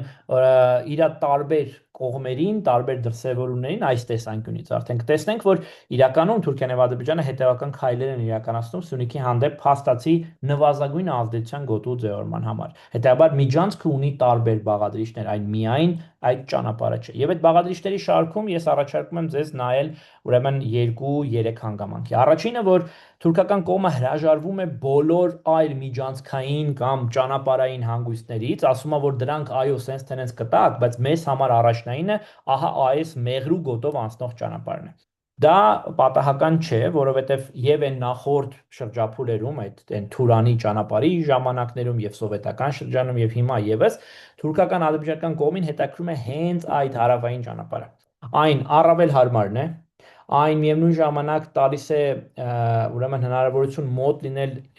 թուրքական այսպես ասած գոտուն Իրանի ներսում, թուրքախոսների գոտուն Իրանի ներսում, այն հնարավորինս հեռու է ռուսական վերահսկողությունից, այն թուրքական եւ ադրբեջանական կողմը հիմնավորում է որպես պատմական թուրքական հող, որը պետք է ի վերջո վերադառնա ճակերտներում իր իրական տերերին։ Եվ երբ որ այս խոսույթը ես հաճախ ներկայացնում եմ, ինձ հակադարձում են, ընդդիմախոսում են, ասում են, հա, բայց դե լավ, ոչինչ, թող խոսեն։ Բայց մենք իրականում գործ ունենք նրա հետ, ինչ որ կոչվում է policy in action, այսինքն գործողություն ծրագիր քաղաքականություն գործողության մեջ եւ դրա բառ վկայությունը կարող եք տեսնել ահա այս քարտեզների վրա, որ դարձյալ մեր գրքի համար հատուկ պատրաստված են։ Այստեղ դուք տեսնում եք ցախում Հայաստանի Հանրապետության միջազգային ճանաչված այն տարածքները, որոնք 2020 թվականի նոյեմբերից հետո գրաված են Ադրբեջանի զինված ուժերի կողմից։ Եվ եթե ուշադրություն դարձնեք, աչում ավելի sense zoom in արած դրված է հենց Սյունիքի քարտեզը։ Այն կարմիրով նշված հատվածները դրանք այն բոլոր գոտիներն են, որոնք հաստատված է եւ այդ թվում նաեւ հաստատված է Հայաստանի Հանրապետության իշխանությունների կողմից, որ գրաված են Ադրբեջանի զինված ուժերի կողմից։ Եթե դուք տեղայնացնեք այս քարտեզը, այսպիսի քարտեզի վրա, ապա միանգամից կհասկանաք, որ Ադրբեջանը ոչ թե պատահական ինչ-որ փոքր հողակտորներ են, մեր սրբազան տարածք, բայց նորից փոքր հողակտորներ է գրավել, այլ իրականում գրավել է ռազմավարական այն գոտիները, որոնք որ փաստացի հնարավորություն են տալիս ավելի մեծ վերահսկողություն հաստատել Սյունիքի նկատմամբ, քան ուղղակի այդ անմիջապես գրաված հատվածները։ Եվ եթե սա էլ համադրում ենք այսպես կոչված Արամեծան Ադրբեջանի խոսույթի հետ, ապա առնվազն մտածելու տեղ ունենք։ Կարող է գործ ունենք ոչ թե ուղղակի ճանապարհի, ոչ թե ուղղակի հռետորաբանության, այլ ավելի քան հռետորաբանության հետ, այսինքն ծավալապաշտության occupational power-ի հետ։ Եթե սա համադրում ենք այլ օրինակների հետ, տարածվող քարտեզների, գաղափարախոսությունների, օրինակ սա ադրբեջանական բանակի զորանոցի նկար է, սովորական, միջին վիճակագրական, հարյուրավոր այսպիսի կան։ Ուշադրություն եթե դարձնեք պատի քարտեզին, կտեսնեք, որ Հայաստանի Հանրապետության տարածքի արևելյան բոլոր ուրեմն մարզերը փաստացի ներկայացված են որպես Ադրբեջան։ Եվ սա ամենօրյա ռեժիմով տեղի ունեցող գործընթացներ է, չասեմ անմիջապես Ալիևի խոսույթը, որը այլ խոսույթից անդին է, այսինքն սրա հետևում կանգնած են ինստիտուտներ, սրա հետևում կանգնած է հետևողական աշխատանք, այս պահին թեման հնարավորինս միջազգայնացվում է եւ ցավոք սրտի ես նույնիսկ արդեն հանդիպել եմ, որ միջազգային որոշ հրապարակումներում սկսել են օգտագործել SOBAN, the disputed territory of Syunik, այսինքն նույնիսկ արդեն սա որոշակի առումով դարձել է միջազգային քննարկումների առարկա եւ այն չի հնարավոր չէ տարանջատել այսպես կոչված Միջանցքի թեմայից։ Առնվազն Թուրքիան եւ Ադրբեջանը ասում են, որ Արմենիան Ադրբեջանի թեման հնարավոր է լինելու նաեւ Միջանցքի շնորհիվ։ Ուրեմն, եթե ճշտամիտ հակառակորդը դրա մասին ասում է, դու չես կարող իգնոր անել, անտեսել եւ ասել, չէ, այս իրար հետ ոչ փոխկապակցված գործողություններ, հատկապես որ ուրեմն թուրքական եւ ադրբեջանական կողմի հռետորաբանության մեջ դրանք ուղիղ կապված են։ Եվ վերջիվերջո նաև պետք է հասկանալ, որ Թուրքիան իր արտադրության ամբիցիաների ազդեցության գոտու influence zone, sphere of influence դեղորելու գործընթացի շրջանակներում դիտարկում է այս ճանապարհը որպես կարևոր գործիք, հա, եւ պատահական չէ եւս մեկ թուրքական պետական քարտեզ, սա դարձյալ Թուրքիայի պետական հեռուստարադիոընկերության անգլալեզու քարտեզն է, որը ինքնին շատ խոսուն վերնագիր ունի How Zangezur corridor could connect the entire Turkic world։ Հա, ինչպես կարող են միավորել ամբողջ թուրքական աշխարհը։ Հիմա ինչ որ էլի մարդիկ կասեն, դե ոչինչ, դե հիմա միավորում է եւ այլն, բայց սրա մեջ ակնհայտորեն կան այն մոտիվները, որոնք որ հնարավոր չէ անտեսել, որոնք որ առնվազն պիտի մտահոգության առարկա դառնան եւ որոնք պիտի դառնան նաեւ policy-ի մշակման հիմքում կացման։ Վերջի երկու կետը թեման բնականաբար որևէ կերպ չի ավարտվում, թեման շարունակվում է իրականություն դառնալ եւ ժամանակացույց եթե մոտավորապես ուզենանք պատկերացնել, ապա պետք է հաշվի առնենք հետեւյալը, որ ճանապարհի կառուցումը մոտավորապես ավարտվելու է այս տարվա վերջին, մյուս տարվա սկզբին,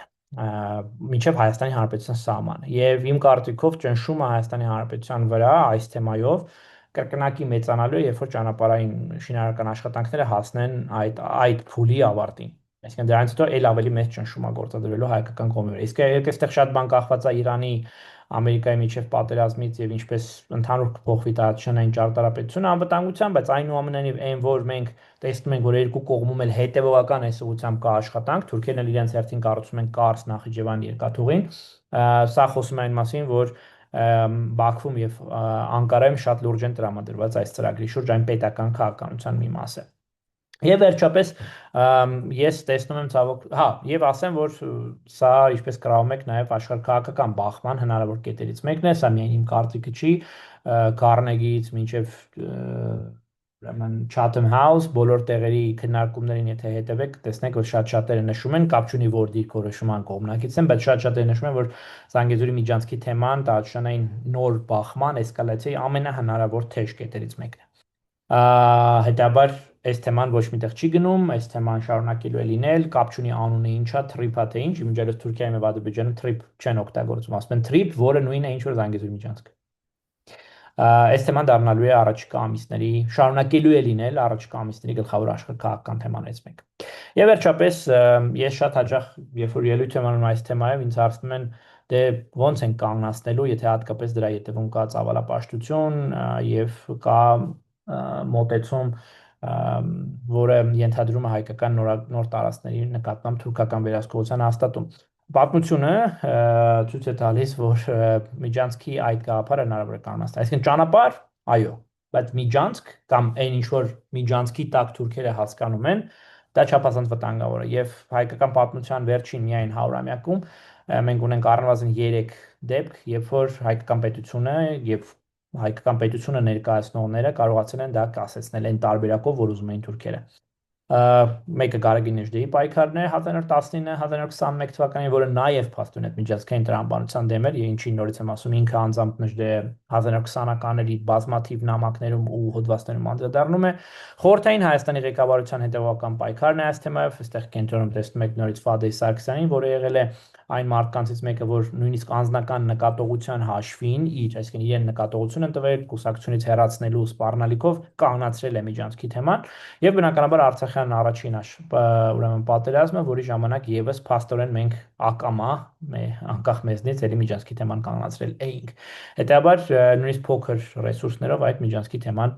կարծում եմ հնարավոր է կասեցնել։ Նորից եմ ասում, ես չեմ ասում չպետք է լինեն ճանապարհներ եւ հաղորդակցություն, բայց ես ասում եմ, որ եւ մենք գործընկերներով փորձում ենք ցույց տալ, որ Թուրքիայում Ադրբեջանում այդ ճանապարհի տակ հասկանում են ոչ միայն ճանապարհ եւ ավելին ընդհանրապես չեն հասկանում ճանապարհ, այսինքն իրենց համար Միջանցքը գործիք է տարածաշրջանային իրենց քաղաքականության մշակման եւ իրականացման առնվազն փորձերի համար։ Այստեղ ես դադար վերցնեմ եւ եթե ունեք հարցեր, ուրախ կլինեմ դրանց պատասխանել։ Այո, շնորհակալություն դոկտոր Վարուժան։ Եթե բանը ձեր սլայդները գազեցնեք, երևի տեսնենք ձեզ։ Հերթը ձերն է արգելներ։ Ձեր հարցումներով, մեջբերումներով եկեք դոկտոր Վարուժանը սպառված բահենք։ Դոկտոր Վարուժան, չեք կարծեր, որ քիչ մաքսիմալիստ է իրենց մոդեցումը, որովհետեւ ճանապարհի քաղաքապարը մեզի համար մարսելի լինի։ Շնորհակալ եմ հարցի համար։ Ես կարծում եմ, որ ընդհանրապես նորից եմ ասում, իմ եւ գործընկերներից մոտեցումը շատ པարզ է։ Պետք է հաշվի առնել բոլոր հնարավոր հանգամանքները։ Այսինքն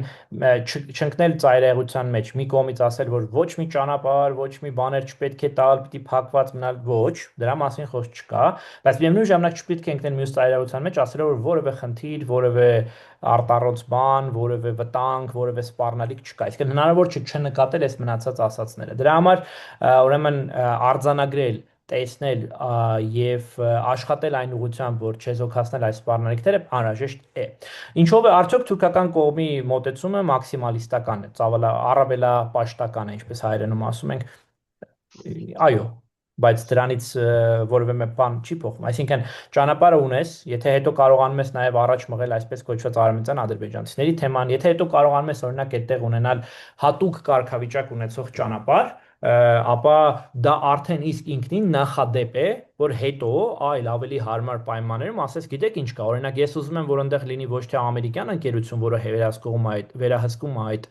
տրանսպորտային ուղին, այլ ես ուզում եմ, որ այնտեղ լինի օրինակ թուրքական ընկերություն, որովհետև իմ համար strategically sense բան է, հա, ռազմավարական իմաստով ամենակարևոր ուղին է։ Հա, ու նախադեպը արդեն կա, այսինքն նախադեպը, որ երրորդ կողմը այս թեմային խառնվում, արդեն իսկ ստեղծված է, չէ՞, հիմքը դրա ստեղծված է, եւ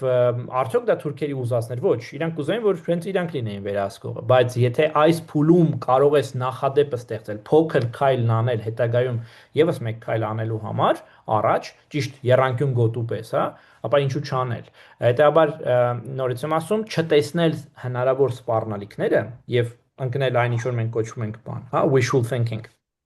Դա կարծում եմ չափազանց միամիտ եւ սխալ մոտեցում է։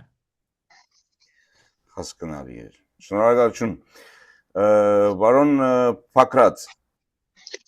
ձեզի նշмарեցի, որ ցայնգուզի, քրամեցեք։ Այո, ցայնգուզի, որովհետեւ աշնիտով ըսելիք բաներ են։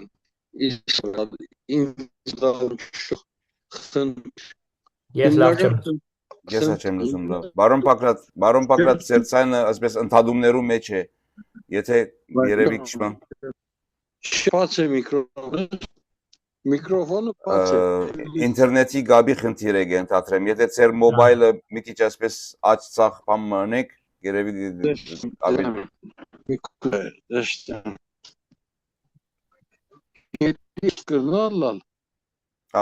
այսպես կարծես ավելի լավ է, այսպես կարծես ավելի լավ է։ Շատ լավ։ Դեսկա ավելի լավ է, լույս փոխվեցավ, բայց ցայնը շատ լավ է, շատ լավ։ Ցայնը հասկանալի է։ Այո, հրամեցեք։ Շատ լավ։ Օրեն հետաքրքրող հարցադրումը հետևյալն է։ Հայաստանի Հանրապետությունը հնչած օրեն իսկ հիմնականորեն մերժեց Զանգեզուրի միջանցք խոսույթը,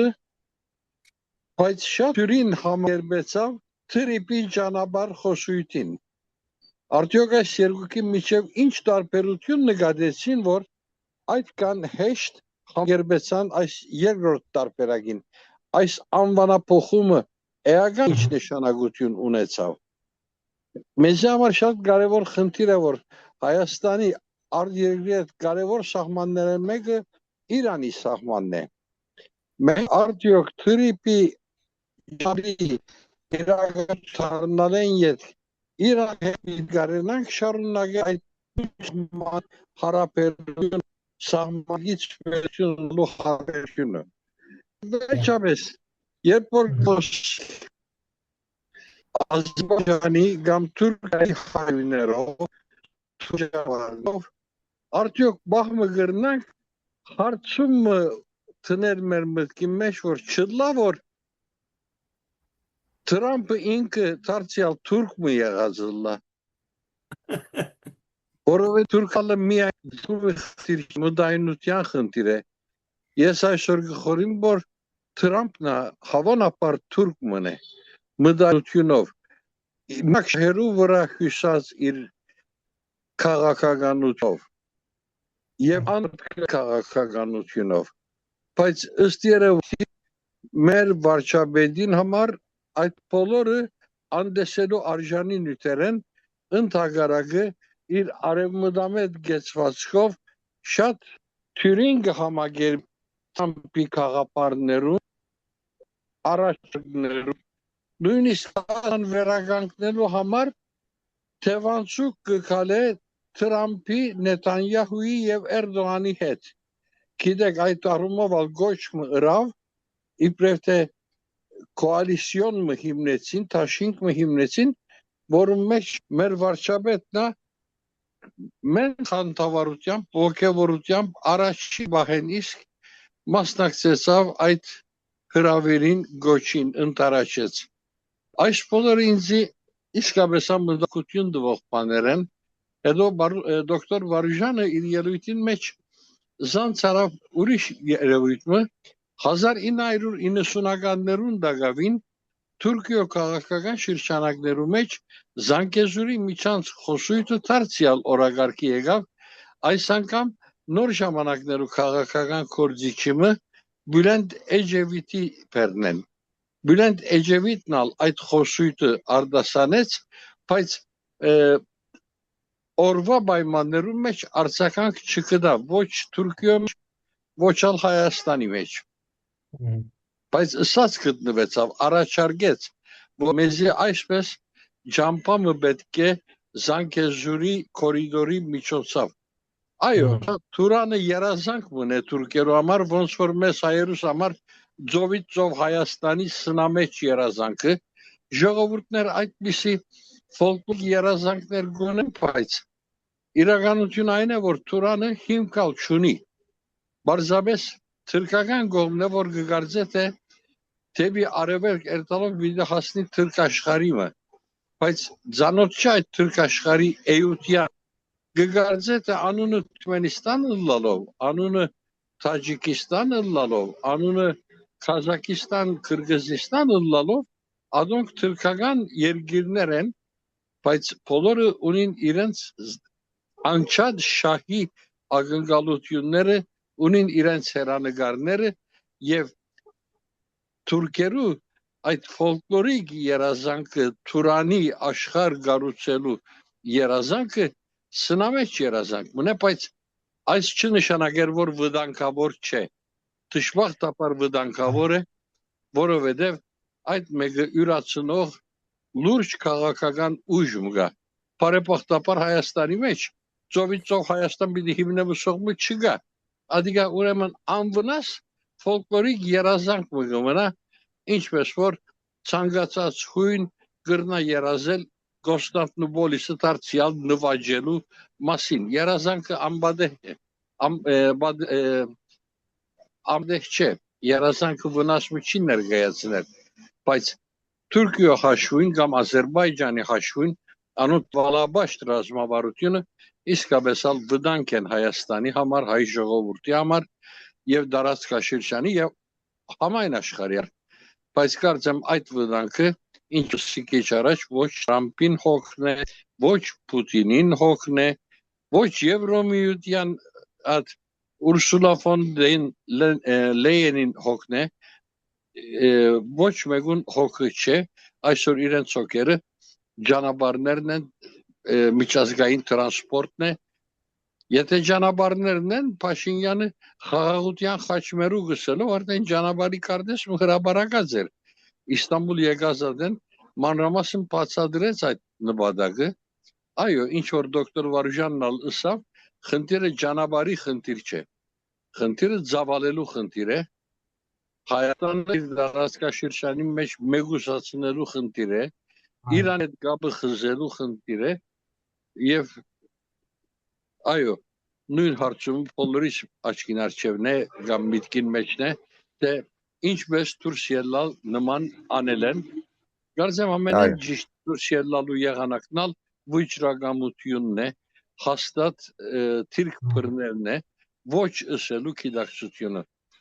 ամեն ոչ անպայման չէ որ բادرազմի թուր բանա եթե այդ կեգը խուսափինք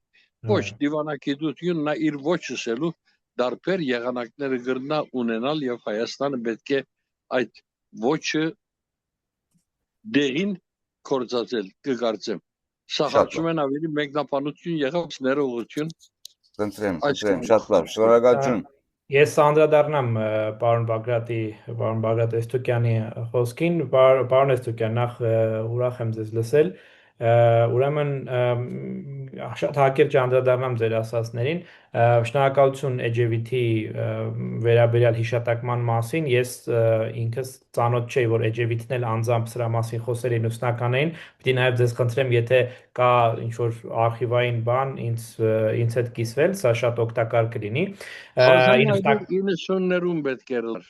Այո 90-ականներին հիմնականում մենք ինչ որ կարողացել ենք դուրս բերել հիմնականում թուրքական կողմի լոբիներ այս գաղափարի այսպես կոչված գոբլի պլանի շրջանակներ որը նույն բանն էր նույն էություններ փորձել լոբինգ անել Միացյալ Նահանգներին որպեսզի Հայաստանի հարավում լինի թուրքական վերահսկողություն ինչ վերաբերում է արդյոք ուրեմն Թրիփի եւ Զանգեզուրի Միջանցքի անվան միջև տարբերություն կա որ Հայաստանի իշխանությունները համաձայնվել են ձեր հարցը հիմնական կարծեմ դա էր այստեղ միանգամից պետք է ասեմ որ մեղմ ասած ես համամիջ չեմ Հայաստանի Հանրապետության կառավարության այս պահին վարած քաղաքականության հետ եւ մոտեցումների հետ որովհետեւ դրանք Երիկ չի որ ուրեմն բավական հարցերում ցույց են տվել իրենց անարդյունավետությունը, այսպես կոչված օրինակ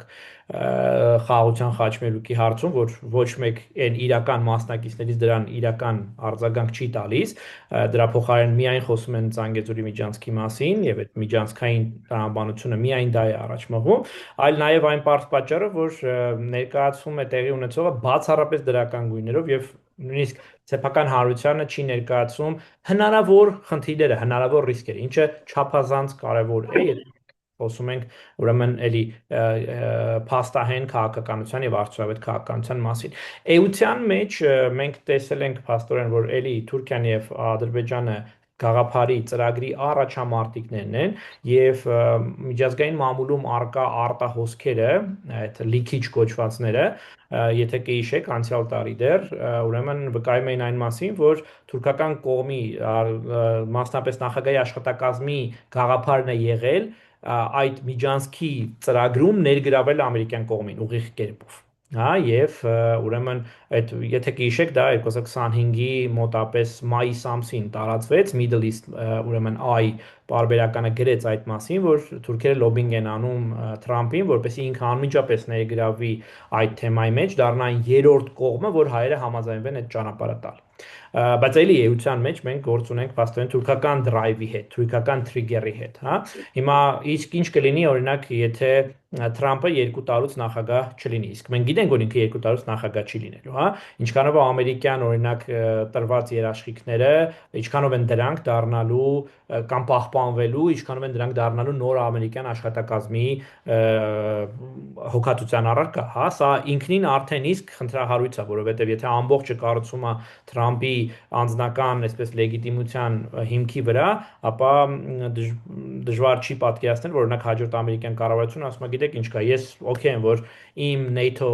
բանը, NATO-ի գործընկեր Թուրքիան լինի այս ճանապարհի հիմնական կոորդինատորը, հատկապես որ եւ Եվրամիությունը եւ Միացյալ Նահանգները Թուրքիային են համարում տարածաշրջանում եւ Կենտրոնական Ասիային կապող իրենց հիմնական agent-ը, իրենց հիմնական գործընկերը, եւ դա միանգամայն տրամաբանական է։ Հետաբար խոշոր աշով անվանափոխությունից էությունը չի փոխվել, հա, եւ վերջին դրվագը նայեք ինքնին այն փաստը, որ Հայաստանի տարածքով անցնող ճանապարհը ունի հատուկ կարգավիճակ,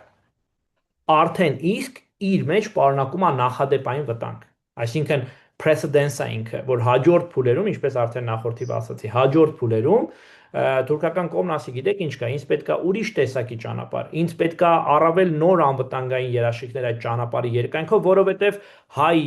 չգիտեմ, գյուղացիները այդ ճանապարհի երկայնքով բաներ են, բեռնատարների վրա, թռերի վրա բան են նետում, քար են նետում, օրինակի համար, հա։ Այսինքն, այս բոլոր տեսանկյուններից թուրքական, ադրբեջանական կողմի համար trip կկոչես անունը կդնես միջանցք, թե անունը կդնես, չգիտեմ, բանի, ինչ ասեմ, երջանկության ճանապարհ, էությունը project-ի չի փոխվել։ Իսկ ամերիկյան կողմի ներգրավվածությունը այնքան չէ, որ համարենք, որ բոլոր այդ մեր մտահոգություններն ու ռիսկերը վերացված են։ Եվ վերջինը, ուրեմն դուք նշեցիք, որ Թուրքիա եւ Ադրբեջանի Թուրանի գաղափարը այնքան էլ ընկալելի չէ Միջին Ասիայում, Կենտրոնական Ասիայում, հա, Օրթա Ասիա կոչվածում, անշուշտ շատ ճիշտ եք, այնտեղ նույնիսկ ռազմաքաղաքական էլիտայի մակարդակում ընկալում լիարժեք չկա այդ բանի, բայց այն որ Թուրքիան հետևական աշխատում է օրինակ այս պահին Ղազախստանի, Թուրքմենստանի հետ, որպեսզի դրանք եւս հավելել ճնշում գործադրեն Հայաստանի վրա այս ճանապարհի հարցում, դա փաստ է, որովհետեւ վերջիններս այն չեն դիտարկում թուրանական գաղափարի շրջանակներում, բայց մեզ համար այն ունի նույն դարձյալ ազդեցությունը, նույն հետևանքը։ Եթե նկատեցիք, ես երբեք չեմ օգտագործում պանթուրքիզմ կամ նմանատիպ այլ տերմիններ, համարելով, որ դա միանգամից լսարանի մոտ առաջացնում է յուրահատուկ անաքրոնիզմ, այսինքն ժամանակավրեպության ընկալում, բայց եթե օգտագործենք գիտական տերմիններ, օրինակ ազդեցության գոտու ստեղծում, ազդեցության գոտու ձևավորում եւ ընդլայնում, ապա այն ինչ որ անում այս պայն Թուրքիան, լիարժեք տեղավորվում է հենց այդ կոնցեպտի մեջ եւ ցավոք սրտի հիմնական թիրախը այս պահին հենց ուրեմն հենց Հայաստանն է։ Շատ բարի։ Դոկտոր Խաչիկ Տեր-Գուրգասյան, հրամեցեք։ Շնորհակալություն, շատ հետաքրքրական էր եւ քիչնալ մտածենք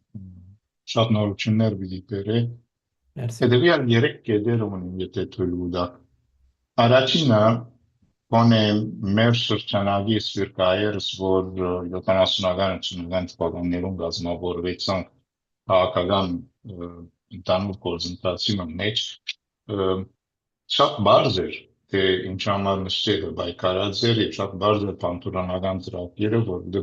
արտպատճառով էր, որ ցեղասպանությունը դերի ունեցած էր, ասեն հաստատված համոզում էր եւ ասիկա կենտրոնին քաղաքական գոմնորոշումեն անտին, այսինքն 3 դասական քաղաքական ուսուցիչները դաշնակցում են ճելիաներ նույն նույն համոզում ունեին այն ժամանակ։ Քիչմա զարմանալի է, թե ինչպես Հայաստանի մեջ որ ծեր ըսադին համացան նաեւ այդ թեման ներկա էր, կոնե խորհրդային ժամանակներում 90-ական թվականներում դփոխվի։ Եվ եթե ես լավ գիշեմ, հայոց համասկային շարժումն է, որուն մտավորականները այն ժամանակ սկսան հարցականիդատ կնել, թե ինչը սեր է պանթուրքիզմ, չկա պանթուրքիզմ։ Եվ ադիգա դարավ սկզբունքի մա, որ մնաց Հայաստանի արտաքին քաղաքականության մեջ Թուրքիո հետ առանց նախապայմաններու հարաբերություններ, որ ինքնին ինչ կնշանակի չեմ գիտեր։ Անգլիազորեն չմտածված։ Ուրեմն առաջին այս առաջին հարցումը սեդերիալն է, որ ինչպես կլա, որ Հայաստանի մեջ այդ մտայնության փոփոխությունը դեր ունեցած է։ Այսինքն նոր չի ասել, ասոն իրենց ծայրայության հասցին, բայց 90-ական թվականներին դա արդյոք կար նաև խորհրդային ժամանակներ առաջին։ Երկրորդը գոհսի տրիպի մասին, գոհսի Լանկեսուրի Միչանսկի մասին, գոհսի ուրեմն Թուրքիա եւ Ադրբեջանի կողմից trigger դառնում համար եւ Միացյալ Նահանգներու մոտ աստարակի դա մարդ կմոռնա որ պերինի համացանության մեջ նույն այդ ճանապարհը դերվեր Ռուսիա վերահսկողության այսինքն գերության մեջ բանը չէր փոխվել նորեն գաբվեր տպական աշխարհը միայն ռուսական վերահսկողության դա եւ ամենայն մենք չենք գիտեր մինչեւ ու ռուսերը մեր շահերում պիտի համապատասխան լինեն իրենց քաղաքականությունը կամ Ադրբեջանի իրենց ռազմավարական գործակցություն ավելի համապատասխան լինելը բայց ընդհանրապես գլերեն դա մասին եւ գնանք միայն թե ինչը Ռուսաստանի դերը ասիա երկրորդ հարցն է եւ երրորդը քիչմա չեմ կարծել որ այնքան պետք է շեշտը տնել որ արևմուտքը whatever that means չեմ գիտեմ ինչ արևմուտքը մարդոց հավաքական երևակայության մեջ որ Թուրքիան իր գլխավոր գործընկերը լինի այսինքն դուք իսկապես հավատաք որ իրենք ուզեն թրքական ասեցությունը այնքան դառնալի բոլոր այն տարբերությունները որ ունի Թուրքիան մանավանդ լոարին Թուրքիան այսօր եվրոպական միության հետ այնպես որ գարցեմ որ հաշտվելիք բան մգա որտեղ մեկը համահուն չէ նաև ռուսական նարատիվը որ ուզեցիք թեև եւ ջերմակցն դիպը կամ ինը նոյնտերը միշտ փոքի մեջ նույնն է եւ որսնցնող Հայաստան շնորհակալություն Շնորհակալություն Պարոն Դերգուգասյան, շնորհակալ եմ ձեր հարցումների եւ հետաքրքիր դիտարկումների համար շատ փորձեմ արագ անդրադառնալ երեքին էլ առաջինը հատկապես ինձ համար շատ այսպես հարազատ հարց է որովհետեւ իմ մասնագիտական գործունեության մեկնարկից ի վեր ես բարբերաբար խոսում եւ բարձրացնում եմ այն մասին որ Հայաստանում կա բացառիկ իրավիճակ Հայաստանը կարծես թե պիտի աշխարհի առաջին երկիրը որ լավագույնս հասկանում է եւ գիտի Թուրքիան եւ թվում է թե այդպես է որովհետեւ դժվար է նույնիսկ կենցաղում պատկերացնել որ մենք չենք խոսում Թուրքիո մասին բայց միևնույն ժամանակ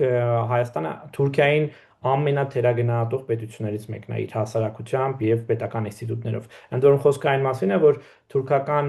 վտանգը թուրքական քաղաքականությունը շատ հաճախ չի գնահատվում հավուր պատշաճի կամ գնահատվում է այլոց պրիզմայով ռուսական արևմտյան կամ որևէ այլ հա դրա վարվկայությունն այն է որ շատ հաճախ այստեղ պարոն Գանդահարյանը գուցե ուրեմն այսպես մասնագիտական տիրույթի բանին հա ուրեմն հարազատ բան տեսնի շատ հաճախ հայկական մեդիան Թուրքիա եւ Ադրբեջանի մասին գրում է ոչ թե ուսումնասիրելով հենց Թուրքիան ու Ադրբեջան այլ թե ինչա գրել Reuters-ը, New York Times-ը եւ ասենք The Economist-ը հա արդեն խնդրահարույց է որ քո ոսպնյակը քոնը չէ ուրիշինն է Եվ սա բերում է նրան, որ նաև քաղաքական տիրույթում, քաղաքական էլիտաները, ընդ որում այստեղ ես համարյա առանց տարանջատման եմ ասում, բացառությամբ 1-2 ուժի եւ անհատի, հայկական էլիտաները խորհրդային միության փլուզումից ի վեր այդպես էլ Թուրքիայի տարածաշրջանային քաղաքականության, Թուրքիայի իրենից ներկայացած իրական ռիսկերի ու հնարավորությունների այն ինչ որ կոչվում է real assessment, այդպես էլ չի անում։ Շատ բաներ կամ գտնվում են էմոցիոնալ դաշտում, որ թուրքերը վատն են, թուրքերը վտանգավոր են, բայց չկա դրա հիմնավորումը, այսինքն չի բերվում, ոչ թե չկա, չի բերվում։ Հետեւաբար նաև նույնիսկ այդ ասողը լիարժեք դրան պահիտակ չի հավատում, հա, եւ դա բերում է նրան, որ օրինակ 2020 թվականին, երբ որ ես ու գործընկերներս բառացիորեն աղաղակում էինք այն մասին, որ Թուրքիան պատրաստվում է Ադրբեջանի հետ միասին Հայաստանի դեմ լայնածավալ հարձակման, հայ լսարանի նույնիսկ այն հատվածը, որը պայմանական ասենք ավանդապես հակաթուրքական դրամադրվածություն ունի, չէր հավատում, որ դա կարող է տեղի ունենալ 21-րդ դարում։ Եվ սա չափազանց խնդրահարույց բան է, հա, որովհետև այն ազդում է հայ քաղաքական մտքի եւ հայ քաղաքական գործիչների ժողովրդի հետ խոսելու, ժողովրդի հետ տարած աշխատանքի վրա։ Մինչդեռ հատկապես Էրդողանական Թուրքիայում 2016 թվականից հետո արտաքին քաղաքականությունը դարձել է բոլորովին այն ինչ մենք կոչում ենք իրան militarized, այսինքն ռազմականացված է, այն թույլ է տալիս իրեն իրականացնել սահմանից անդին գործողություններ եւ ընդլայնել Թուրքիայի տարածաշրջանային ուրեմն հավակնությունները ոչ միայն օրինակ փափուկ ուժով, չգիտեմ, սերիալների, TV շոուների եւ այլոց միջոցով կամ տնտեսական ազդեցություն, այլ նաեւ on the ground Դրա վարվկայությունը Սիրիան է, դրա վարվկայությունը Իրաքն է, դրա վարվկայությունը Լիբիան է, Սոմալին է եւ այլն։ Այսինքն, եթե այդ ամենը տեղի է ունեցել այնտեղ տրամբանական հարցը, ինչու դա չի կարող տեղի ունենալ տեղի ունենալ այստեղ։ Դրա համար ես կարծում եմ, որ գործ ունենք արդեն ավանդական դարձած հայ քաղաքական մտքի համար Թուրքիայի դերի թերագնահատում, որը եթե շատ խորանանք, ուղղակի ժամանակ չկա, բայց ես կապում եմ հիմնականում հայ քաղաքական մտքում լիբերալ մտածողության գերակայության հետ, որը համարում է, որ եթե ունենաս տնտեսական կապեր հիմնական կնճռոտ հարցերը լուծես, ուրեմն էլ խնդիր չի լինի։ Այդ խնդիրները կարելի է manage անել։ Ինչը ինչպես կրահում եք հատկապես սրվա աշխարհում բնականաբար ամբողջությամբ ուրեմն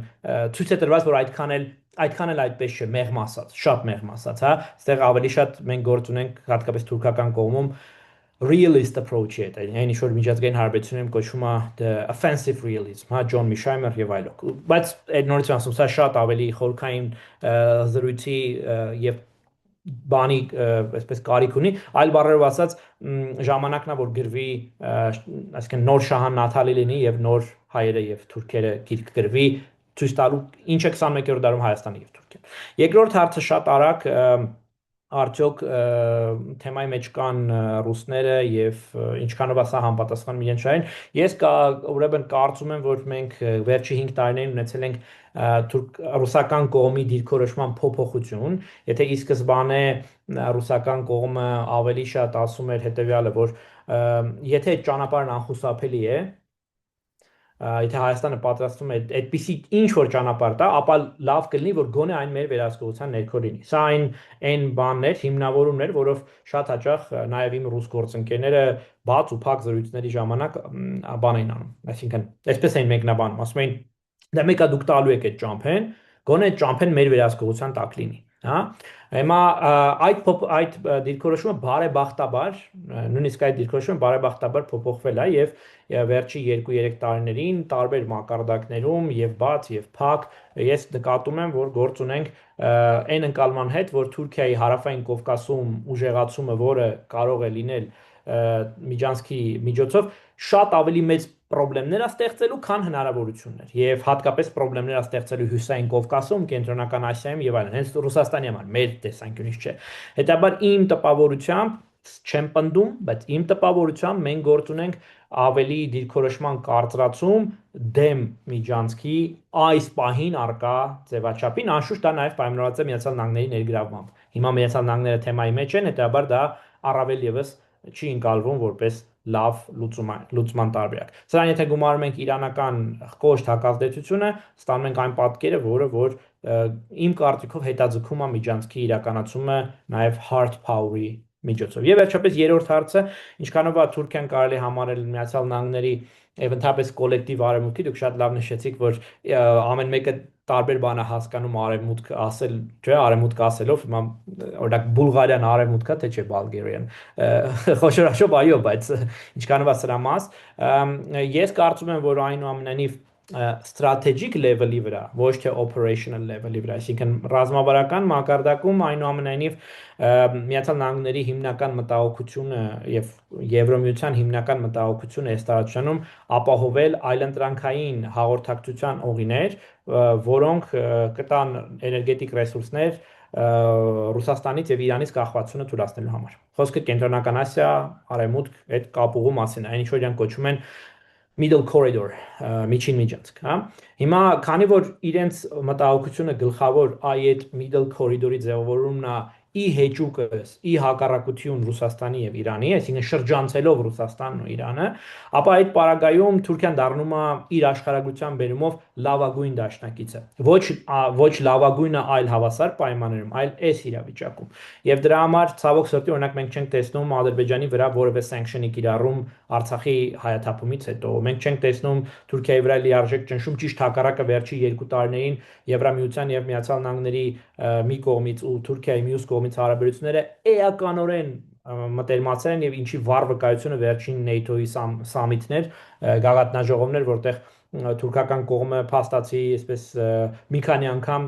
վերահաստատվեց թուրքական կողմի առաջանցիկ նշանակությունը եվրոպական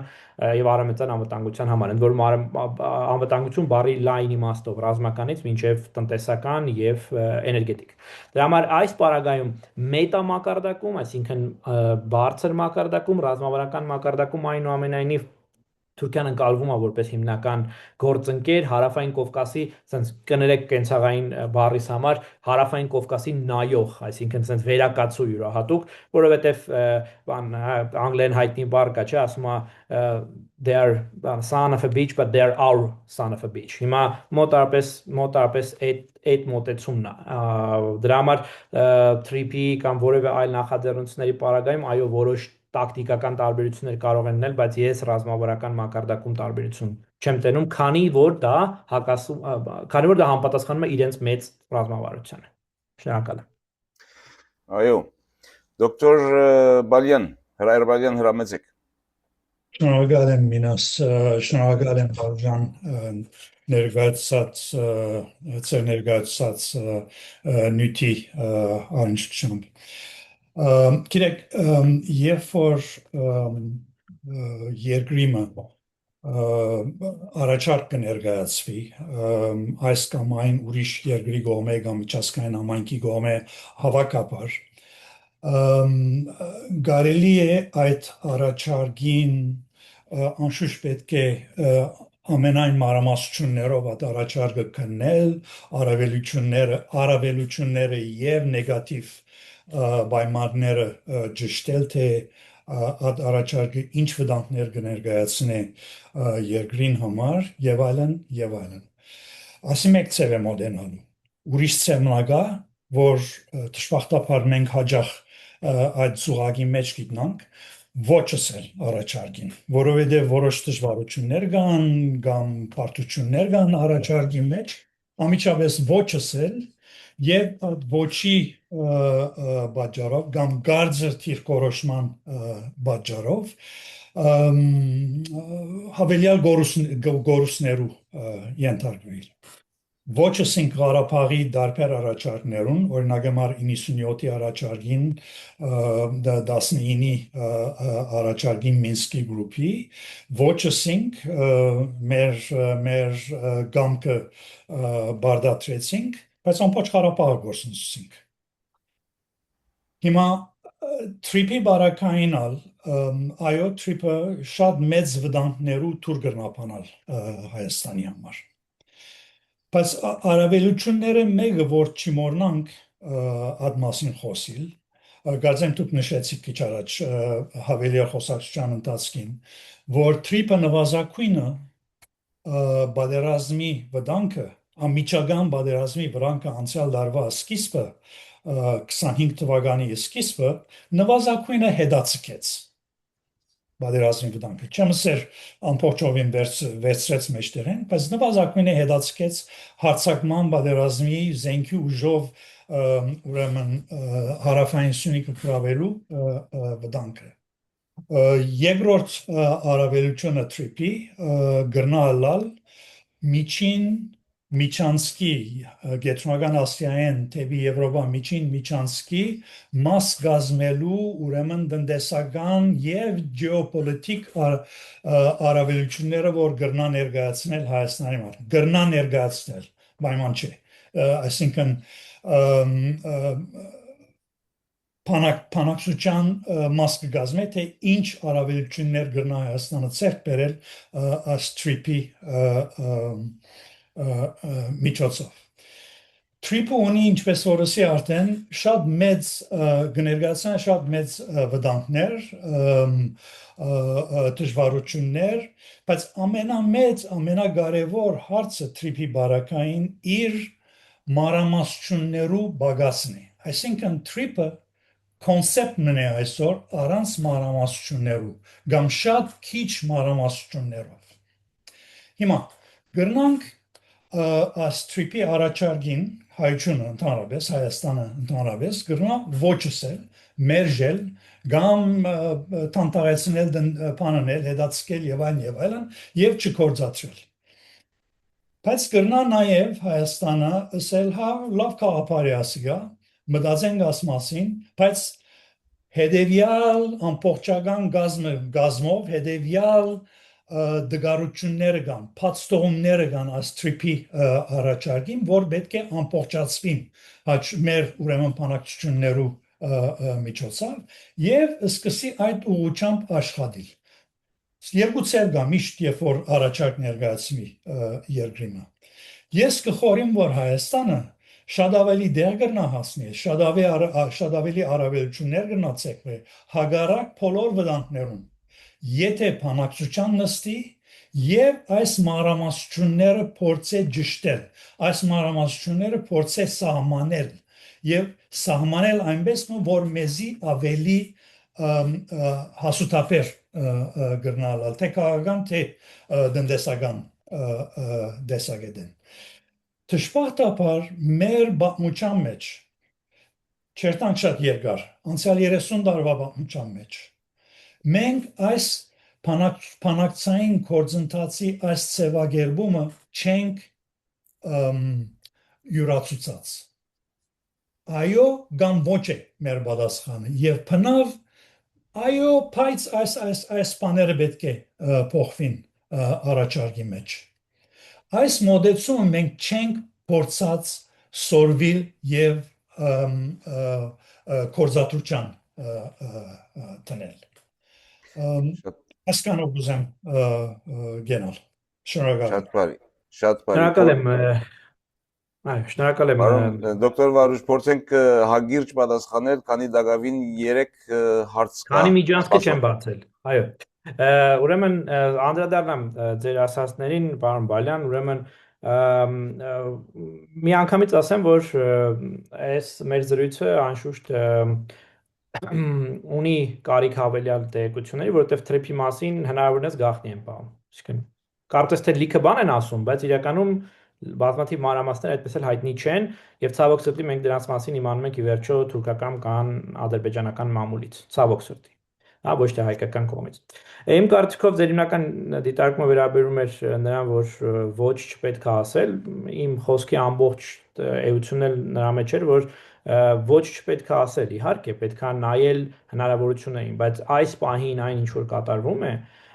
մերժում է նույնիսկ ռիսկերի արկայությունը խոսքը առաջին հերթին հայ հասարակությանը մատուցված պատկերի մասին է այսինքն հայ հասարակությանը ամեն օր ասում են որ դա բացարձակ բարիք է եւ ոչ մի խնդիր չկա Մինչդեռ իմ խնդիրն է ցույց տալ, որ Թուրքիան եւ Ադրբեջանը որպես այս ծրագրի առաջին դոմինանտ խաղացողներ, իրենք այլ պատկերացումներ եւ այլ մոտեցումներ ունեն։ Կարծում եմ, որ նաեւ համատելի չէ այս դեպքը Արցախի հետ, որովհետեւ ուրեմն Արցախյան բանակցությունների պատմությունը դուք էլ դրա մասին գիրք եք գրել, մենք նաեւ դրա մասին մի քիչ զրուցեցինք Երևանի պետհամալսարանում, ուրեմն Արցախյան բանակցությունների ընթացքում հայկական կողմը եղել է ընդհակառակ համարյա միշտ այո ասողը ադրբեջանական կողմն է գերազանցապես մերժել Մինսկի խմբի առաջ բերած առաջարկների մեծ մասը բայց ավելի էական նույնիսկ դա չէ ավելի էականը այն է որ այս խնդիրները անդադար ծագելու են ոչ թե որտեղ առաջարկը լավն է կամ վատն է այլ ծագում են այն ժամանակ երբ որ դու այս տարածաշրջանի քաղաքականությանը մոտենում ես որպես մի հատ իրավիճակ որը կարելի է ի վերջո լուծել ու հանգիստ ապրել Այս տարածաշրջանում ընդհանրապես աշխարհում ոչ մի տեղ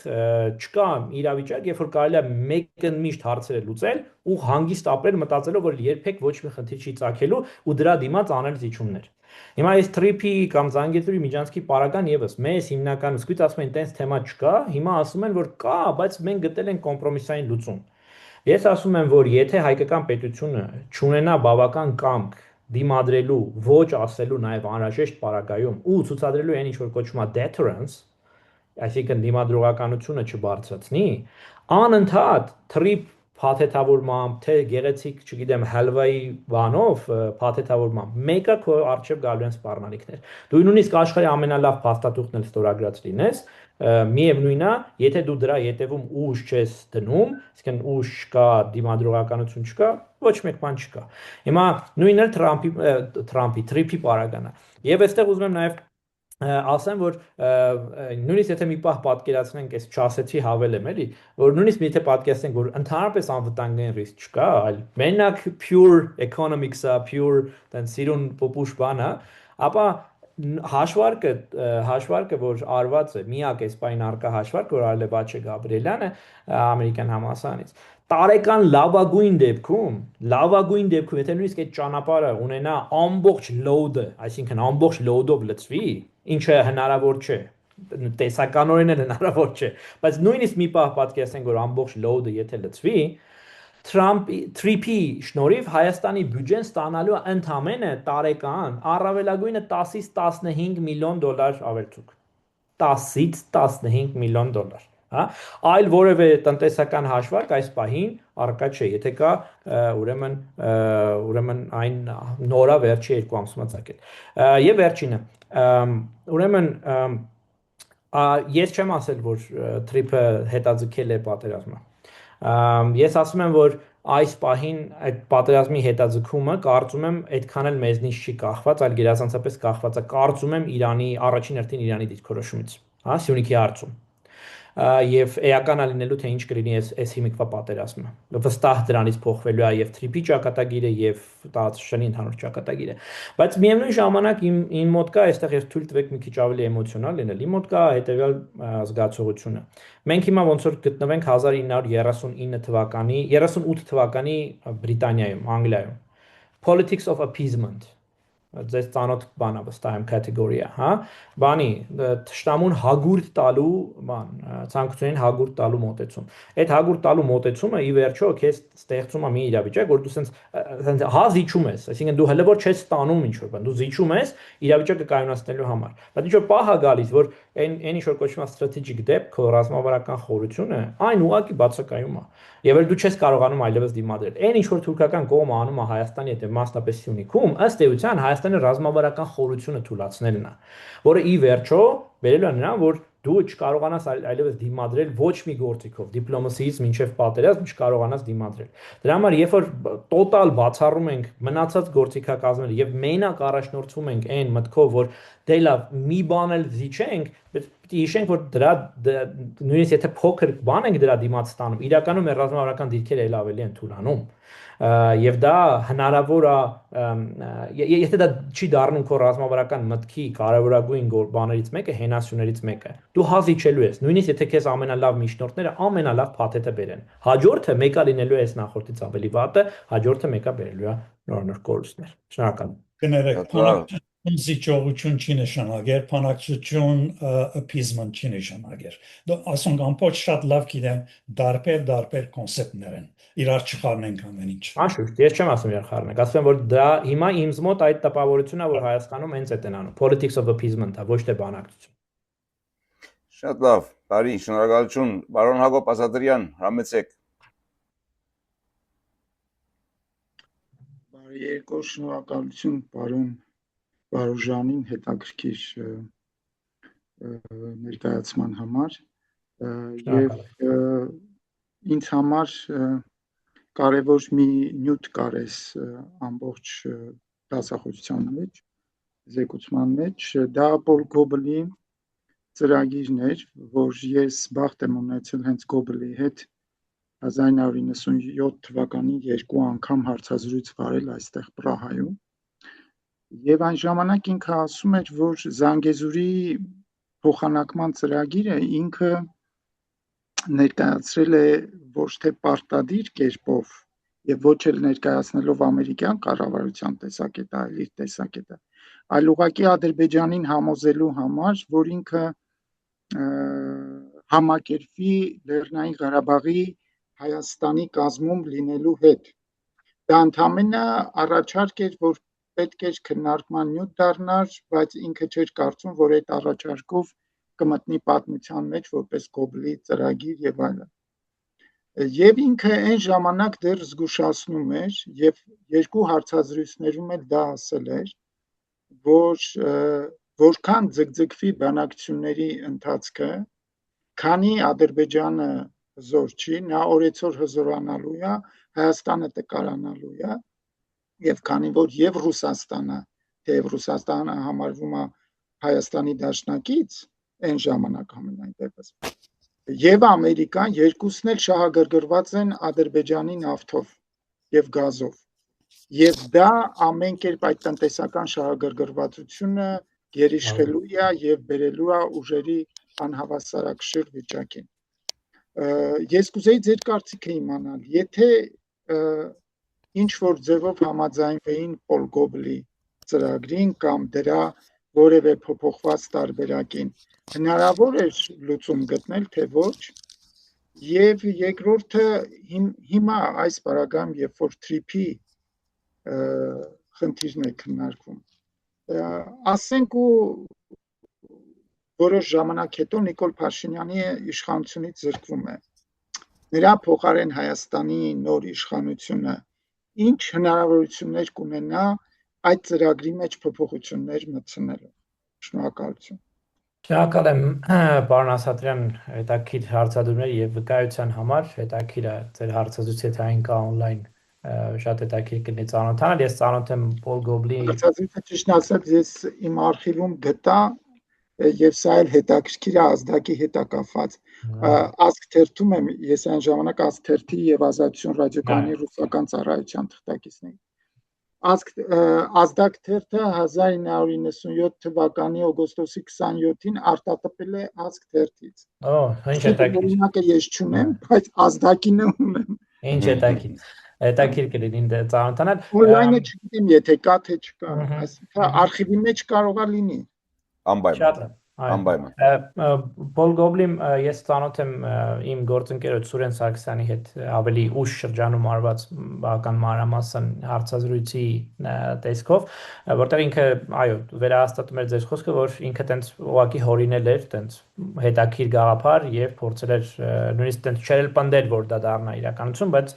ինչ-որ պայից այն դարձավ քննարկվող, այնց տեղ է կարծում եմ բանալին, որ ինչ-որ պայից այն դարձավ քննարկման հետաքրքիր թեմա, երբ որ թուրքական կողմը, մասնավորապես այն ժամանակ թուրքական ռազմաքաղաքական ղեկավարությունը, մեզ ծանոթ է օրինակ բանի Օզալի նամակը, Բուշին եւ այլն, սկսեցին առաջ մղել այդ գաղափարը, որ դա լավ գաղափար է։ Հա, այսինքն նորից այդ ժամանակ Ադրբեջանի եւ Թուրքիայի դիրքորոշումները բավական տարբեր էին որոշ հարցերում եւ Թուրքիայի համար էական էր այդ կապի ստեղծումը, այդ հարավով կապի ստեղծումը։ Բայց եթե կամ ձեր այդ հիմնական հարցին, արդյոք հնարավոր է այլ սցենարով զարգացում, հա, եթե լուծե։ Իմ կարծիքով ոչ։ Ինչու՞, որովհետև ես նախ ինձ թվում է իմ խոսքից արդեն ակնհայտ է, որ ես միջազգային հարաբերությունների ռեալիզմի դպրոցի ներկայացուցիչ եմ, այսինքն ես համարում եմ, որ միջազգային քաղաքականությունը մշտական կոնֆլիկտի մասին այլ ոչ թե համագործակցության։ Այդպես եմ ես տեսնում, այդպես եմ հիմնավորում, հա։ Դա այդ երկու հայտնի բաների բախումն է, լիբերալ եւ ռեալիստ դպրոցի բախումն է, երկուսին էլ ամենայն հարգանքով են վերաբերվում բնականաբար։ Բայց ես կարծում եմ, որ թուրքական անվտանգային առաջին հերթին քաղաքականությունը Հարավային Կովկասում ենթադրել է մշտական ցանկություն Հարավային Կովկասում ձևավորել ազդեցության գոտի։ Դա հարատև ցանկություն, անկախ քաղաքական ուժից, որը գործում է այդ պահին Թուրքիայում։ Եվ քանի որ այդ ինքը դիտարկում է Հարավային Կովկաս եւ մասնապես Հայաստանի հետ հարաբերությունները անվտանգային լենսի միջոցով, անվտանգային ոսպնյակներով, հա, դրա համար իր ընկալման մեջ հայկական պետություն, ուժեղ, քիչ թե շատ կայուն, բարեկեցիկ, զարգացող եւ այլն, այդ պատկերացումը չկա։ Այսինքն մեր մոտ օրինակ կա հայկական քաղաքական մտքում, մենք ունենք այդ ընկալումը, որ դե ինչ կլներ, հարցերը լուծեինք, խաղաղ հանգիստ ապրենք, հա։ Այսինքն նույնիսկ պատրաստ ենք ինչ-որ կոմպրոմիսների պատմական հիշողության եւ այլնի հետ։ Եւ դա համատարած բան է, նույնիսկ ամենահարդքոր ազգայնականները խոշոր հաշվով այդ մտքի հետ խոշոր հաշվով հաշտ են։ Բայց թուրքական կողմը տենց չի նայում Հարավային Կովկասին եւ առավել եւս տենց չի նայում Հայաստան։ Իր համար դա աշխարհքաղաքական մրցակցության գոտի է, մշտապես, ընդ որում ոչ միայն Ռուսաստանի դեմ, այլ նաեւ Իրանի դեմ։ Հետաբար իր համար լավագույն լուծումը խոշոր հաշվով հայկական պետության մաքսիմալ չեզոքացումն է, մաքսիմալ սեփական կամքից կախման մեջ դնելն է։ Դրա համար եթե նույնիսկ ինչ որ ժամանակաշրջաններ մենք տեսնում ենք համեմատաբար հանգիստ իրավիճակ, դա ոչ թե հանգստություն է ապրիորի, այլ հանգստություն է, որովհետև այլ բան անել հնարավոր չէ։ Ճիշտ ինչպես 1992 թվականին, չէ՞ որ Թուրքիան պատրաստ էր Հայաստանի վրա հարձակվել 92 թվականի գարնանը եւ ամռան սկզբին, եւ ակնհայտ էր, որ դրան էր գնում ամեն ինչ, եւ եթե չլիներ այն ժամանակ ռուսական միջամտությունը, մենք կարող ունենայինք հարձակում Սադարակից դեպի Երևան, հա։ Այսինքն այս իմաստով չի նշանակում, որ թուրքական պետությունը ինչ որ պահին ասել է, դե լավ, ինձ չի հետաքրքրում Հարավային Կովկասը, ճիշտ հակառակը։ Հենց հիմա Թուրքիայի համար Հարավային Կովկասը 2-3 priority զոներից մեկն է։ Ընդ որում հենց security priority zone։ Եվ եթե մեր համար առաջինը ճանապարհների բացումն է, չգիտեմ, տնտեսական հարաբերությունները եւ այլն, իրենք Հայաստանի հետ հարաբերությունները այդ լենսով չեն նայում, իրենք նայում են անվտանգային լենսով։ Դրա համար եթե գալով այս նախաբանից հետո գալով կարճ պատասխանին, եթե դու զիջում ես Մեղրին, հաջորդի Արցախի վրա ճնշումը մեկը այլի մեծանալու էր, հաջորդի Վայոց ձորի վրա ճնշումը մեծանալու էր, այսինքն այստեղ չկա բան, ինքը zero sum game է։ Դրա համար քո միակ ձևը մշտապես այդ deterrence-ը պահելն է, մշտապես հնարավորինս քո դիրքերը ամրացնելն է, որովհետև դա ոչ երաշխավորված, բայց քիչ թե շատ աշխատող միակ տարբերակն է։ Մի հատ էլ հարց տվել բան, բայց ոնց Եթե իշխանությունը փոխվի, հա, եթե իշխանությունը փոխվի, նախ Աստված տա տես բան լինի։ Հայաստանի նոր իշխանությունը կկարողանա։ Հա, ասում Աստված տա տես բան լինի, ասում ձեր ձայնը հասնի տեղ, բայց ես կարծում եմ, որ այդ հարցը իհարկե բանա, ասենց շատ մանիպուլատիվ հարց է, չեմ ասում դուք մանիպուլյացիայի նպատակով եք տալ, ինքը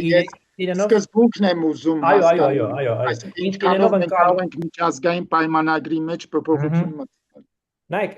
այդ հարցին ձեզ սենց բանով անուղակի պատասխանեմ, սենց արևելյան ոճով էլի պատասխանեմ, որ նաև կարճ լինի։ Օրինակ, լսել եք երբևէ, ասենք Թրամփի ուղից բացի Թրամփի լճի մասին։ Չեք լսել, չէ։ Թրամփի լիճը 2020 թվականին Կոսովոյի, Սերբիայի միջև կոնֆլիկտի ժամանակ Թրամփի հերթական նմանատիպ նախաձեռնություններ ավելի քիչ PR եղած, բայց էլի ինքը փորձեց այդ լճի համատեղ կառավարման ուրեմն մեխանիզմ մշակել, որով պիտի ոնց որ կողմերը հանդարտվեն։ Գուշակեք ինչ եղավ, երբ որ Թրամփը իշխանությունից գնաց, այնտեղ էլ շատ ծիրուն պամպեց, նույնիսկ ավելին ասեմ, այդ լճի կողքը պաստառը հասցրել էին խփել, բան Trump's Lake բան, հա։ Եվ ինչ եղավ այդ պրոյեկտի հետ։ Այդ պրոյեկտը թղթի վրա կա, գործնականում այն գոյություն չունի, հա, այսինքն ինքը ոչ կոնֆլիկտ է լուծեց, ոչ էլ որևէ ձև առաջ մտած։ Հիմա այս անուղակի ասում եմ նրա մասին, որ 2 տարուց հետո ընդհանրապես ինչ կլինի այդ փաստաթղթի հետ, ընդհանրապես who is going to care about that, հա, sense անգլերեն ասած, այդ միանշանակ կասկածը ես խիստ դժվարությամբ եմ պատկերացնում ընդհանրապես հաջորդ ամերիկյան, հատկապես դեմոկրատ կառավարություն, որը կուզենա ներդրում անի մի պրոյեկտի մեջ, որի անունը Trump բանա, Trump's Road-ը, էլի։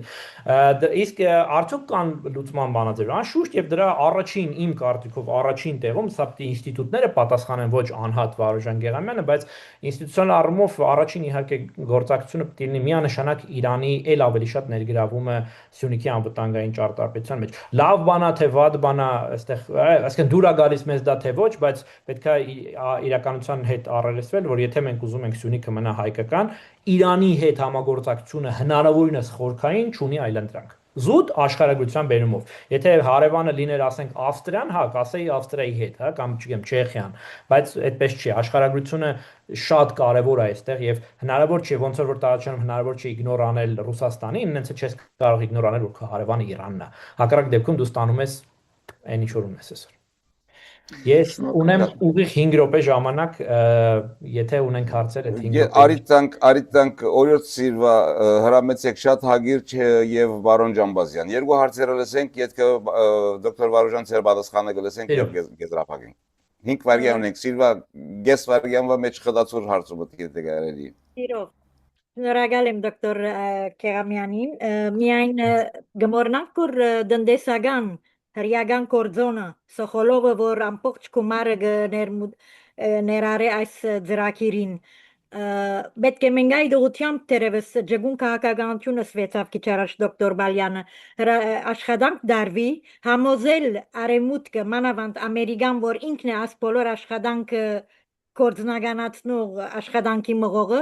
որ հզոր թուրքական աշխարհը Թուրանը ինչ կրնա ավերներ կորձել պիտի վերադառնանք 1516-ի օրերուն ցավալաբաշտության այդ շրջանին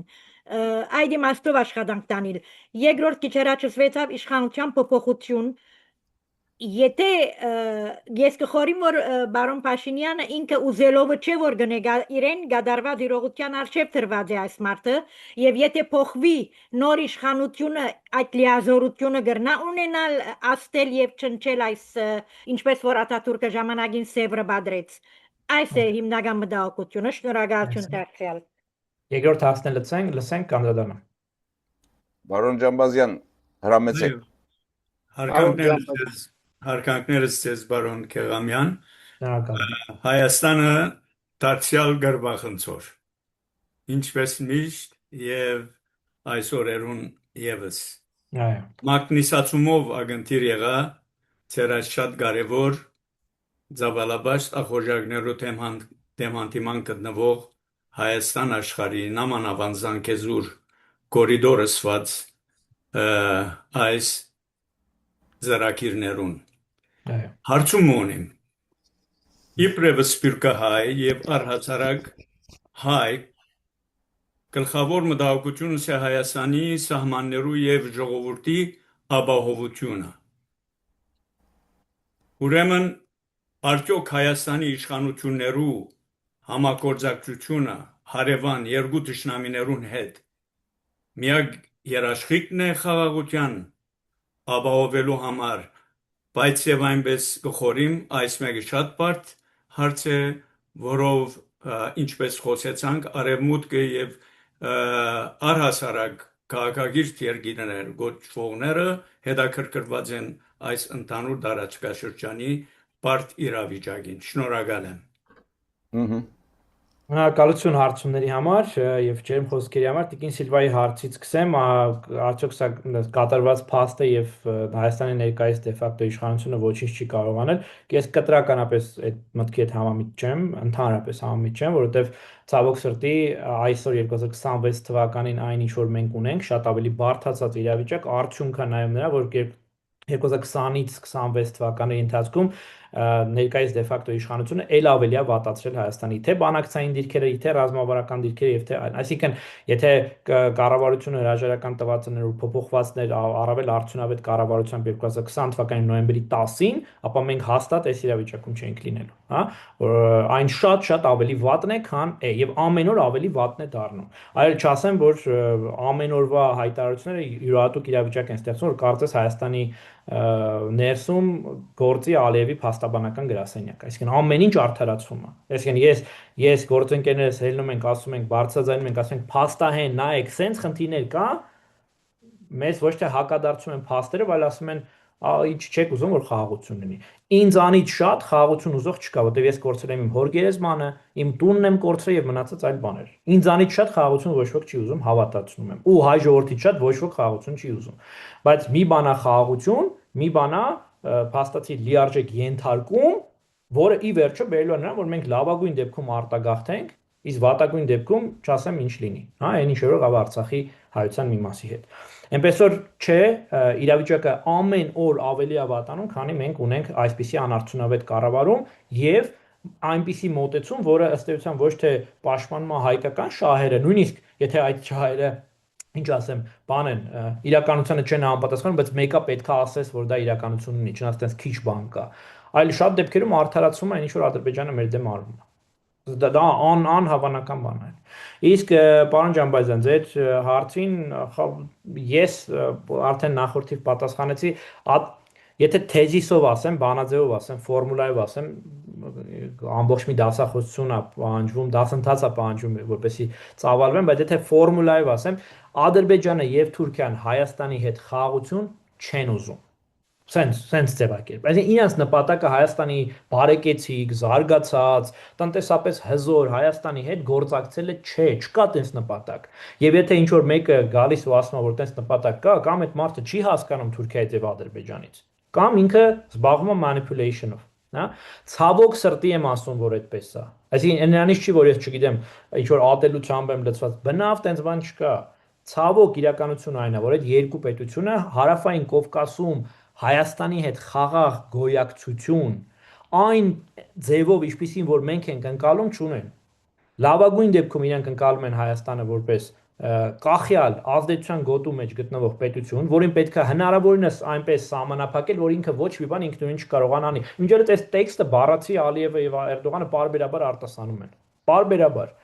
Իսկ ամենալավ սցենարում, եթե հնարավոր է քիչ-քիչ ռազմավարական տարածքները լիարժեք իր ձեռքը վերցնի, ինչպես որ այս պահին առնվազն 300 քառակուսի կիլոմետր Հայաստանի Հանրապետության միջազգայինորեն ճանաչված տարածքից, ինչու ոչ։ Ինչ վատա որ հիմա Սիրիայում թուրքերը կան, ինչ վատա որ Իրաքի հյուսիսում կան, իսկ ինչն է խանգարում, որ նման բան հնարավորության դեպքում անեն նաև Հայաստանի նկատմամբ։ Ես չեմ հասկանում այս բանը, հայ ժողովրդի այս յուրահատուկ բանը, միամտությունը, ընդ որում ժողովուրդը հələ կարա տենց միամիտ մտածի, էլի, բայց որ հայ բանն հայկական քաղաքական վերնախավը էլիտան է այսպես միամիտ մտածում, հա, ինչ որ երազային պատկերացում, այ դա է սարսափելի։ Եվ որպես վերջաբան, քանի որ հրեաներից խոսեցինք, դες գիտեք, չէ, հատուկ բան կա, ինտերնետային կանոն կա, ասում ցանկացած զրույց Էփշտեյնի չէ, ինչ որ ուրիշ մարդու անունով է, որ ցանկացած զրույց պիտի ավարտվի հրեաների հիշատակմամբ։ Հիմա ես էլ իմ զրույցը ավարտեմ հրեաների հրեաների հիշատակմամբ, ուրեմն հայտնի հրեական ասացված կա, որը ես շատ եմ սիրում պատմել, այդ ասացվածքը ասում է մոտավորապես հետևյալը, ինքը ծագել է հոլոկոստի ժամանակ։ Ասում է, եթե ինչ-որ մեկը քեզ ասում է, որ քեզ սպանելու է, ավելի լավ է հավատաս։ Հիմա ավելի լավ է դու հավատաս ու դրան պատրաստվես, բայց դա չլինի։ Քան ասես, չէ, դժվար, չէ, դե ինչ 21-րդ դարում ինչ Թուրան, ինչ Սյունիք, ինչ մի խոսքով լավ կլինի։ Ու ստանաս այն ինչ որ ստացար ուրեմն 5 տարի առաջ եւ ինչ որ կարա ստանաս ապագա։ Շատ շնորհակալ եմ ձեր ունկնդրության համար, հետաքրքիր հարցերի համար եւ հուսամ որ մի քիչ կարողացա ձեզ որոշ տեսանկյուններից օգտակար լինել։ Շնորհակալությունը մերն է, դոկտոր Վարուժան, շնորհակալությունը մերն է։ Շնորհակալություն ձեր ազնիվ ներկայության եւ այս բարոն Ջամբազյանը ասած մագնիսացանք եղբայր դոկտոր մագնիսացանք մեր բաների թիմած համագարկիչների թիմած իրապես շատ հետաքրքրական շահեկան եւ այսպես ասեմ շարունակելի դոկտոր Վարուժան դեսնենք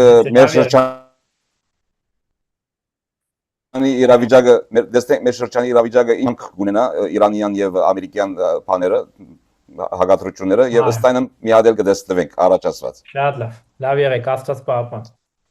Լավ եղեք։ Շնորհակալություն ձեր բոլորին հարգելի ներկաներ։ Մեր Աստակ լսարանի արձակուրդն է օգոստոսի 1-ի հանդիպինք, երևի մեր հաջորդ հանդիպումը տեղի ունենա սեպտեմբերին։ Մինչ սեպտեմբեր երջանիկ խաղաղ օրեր, առողջություն ձեր բոլորին, առայժմ ցտեսություն ձեր բոլորին։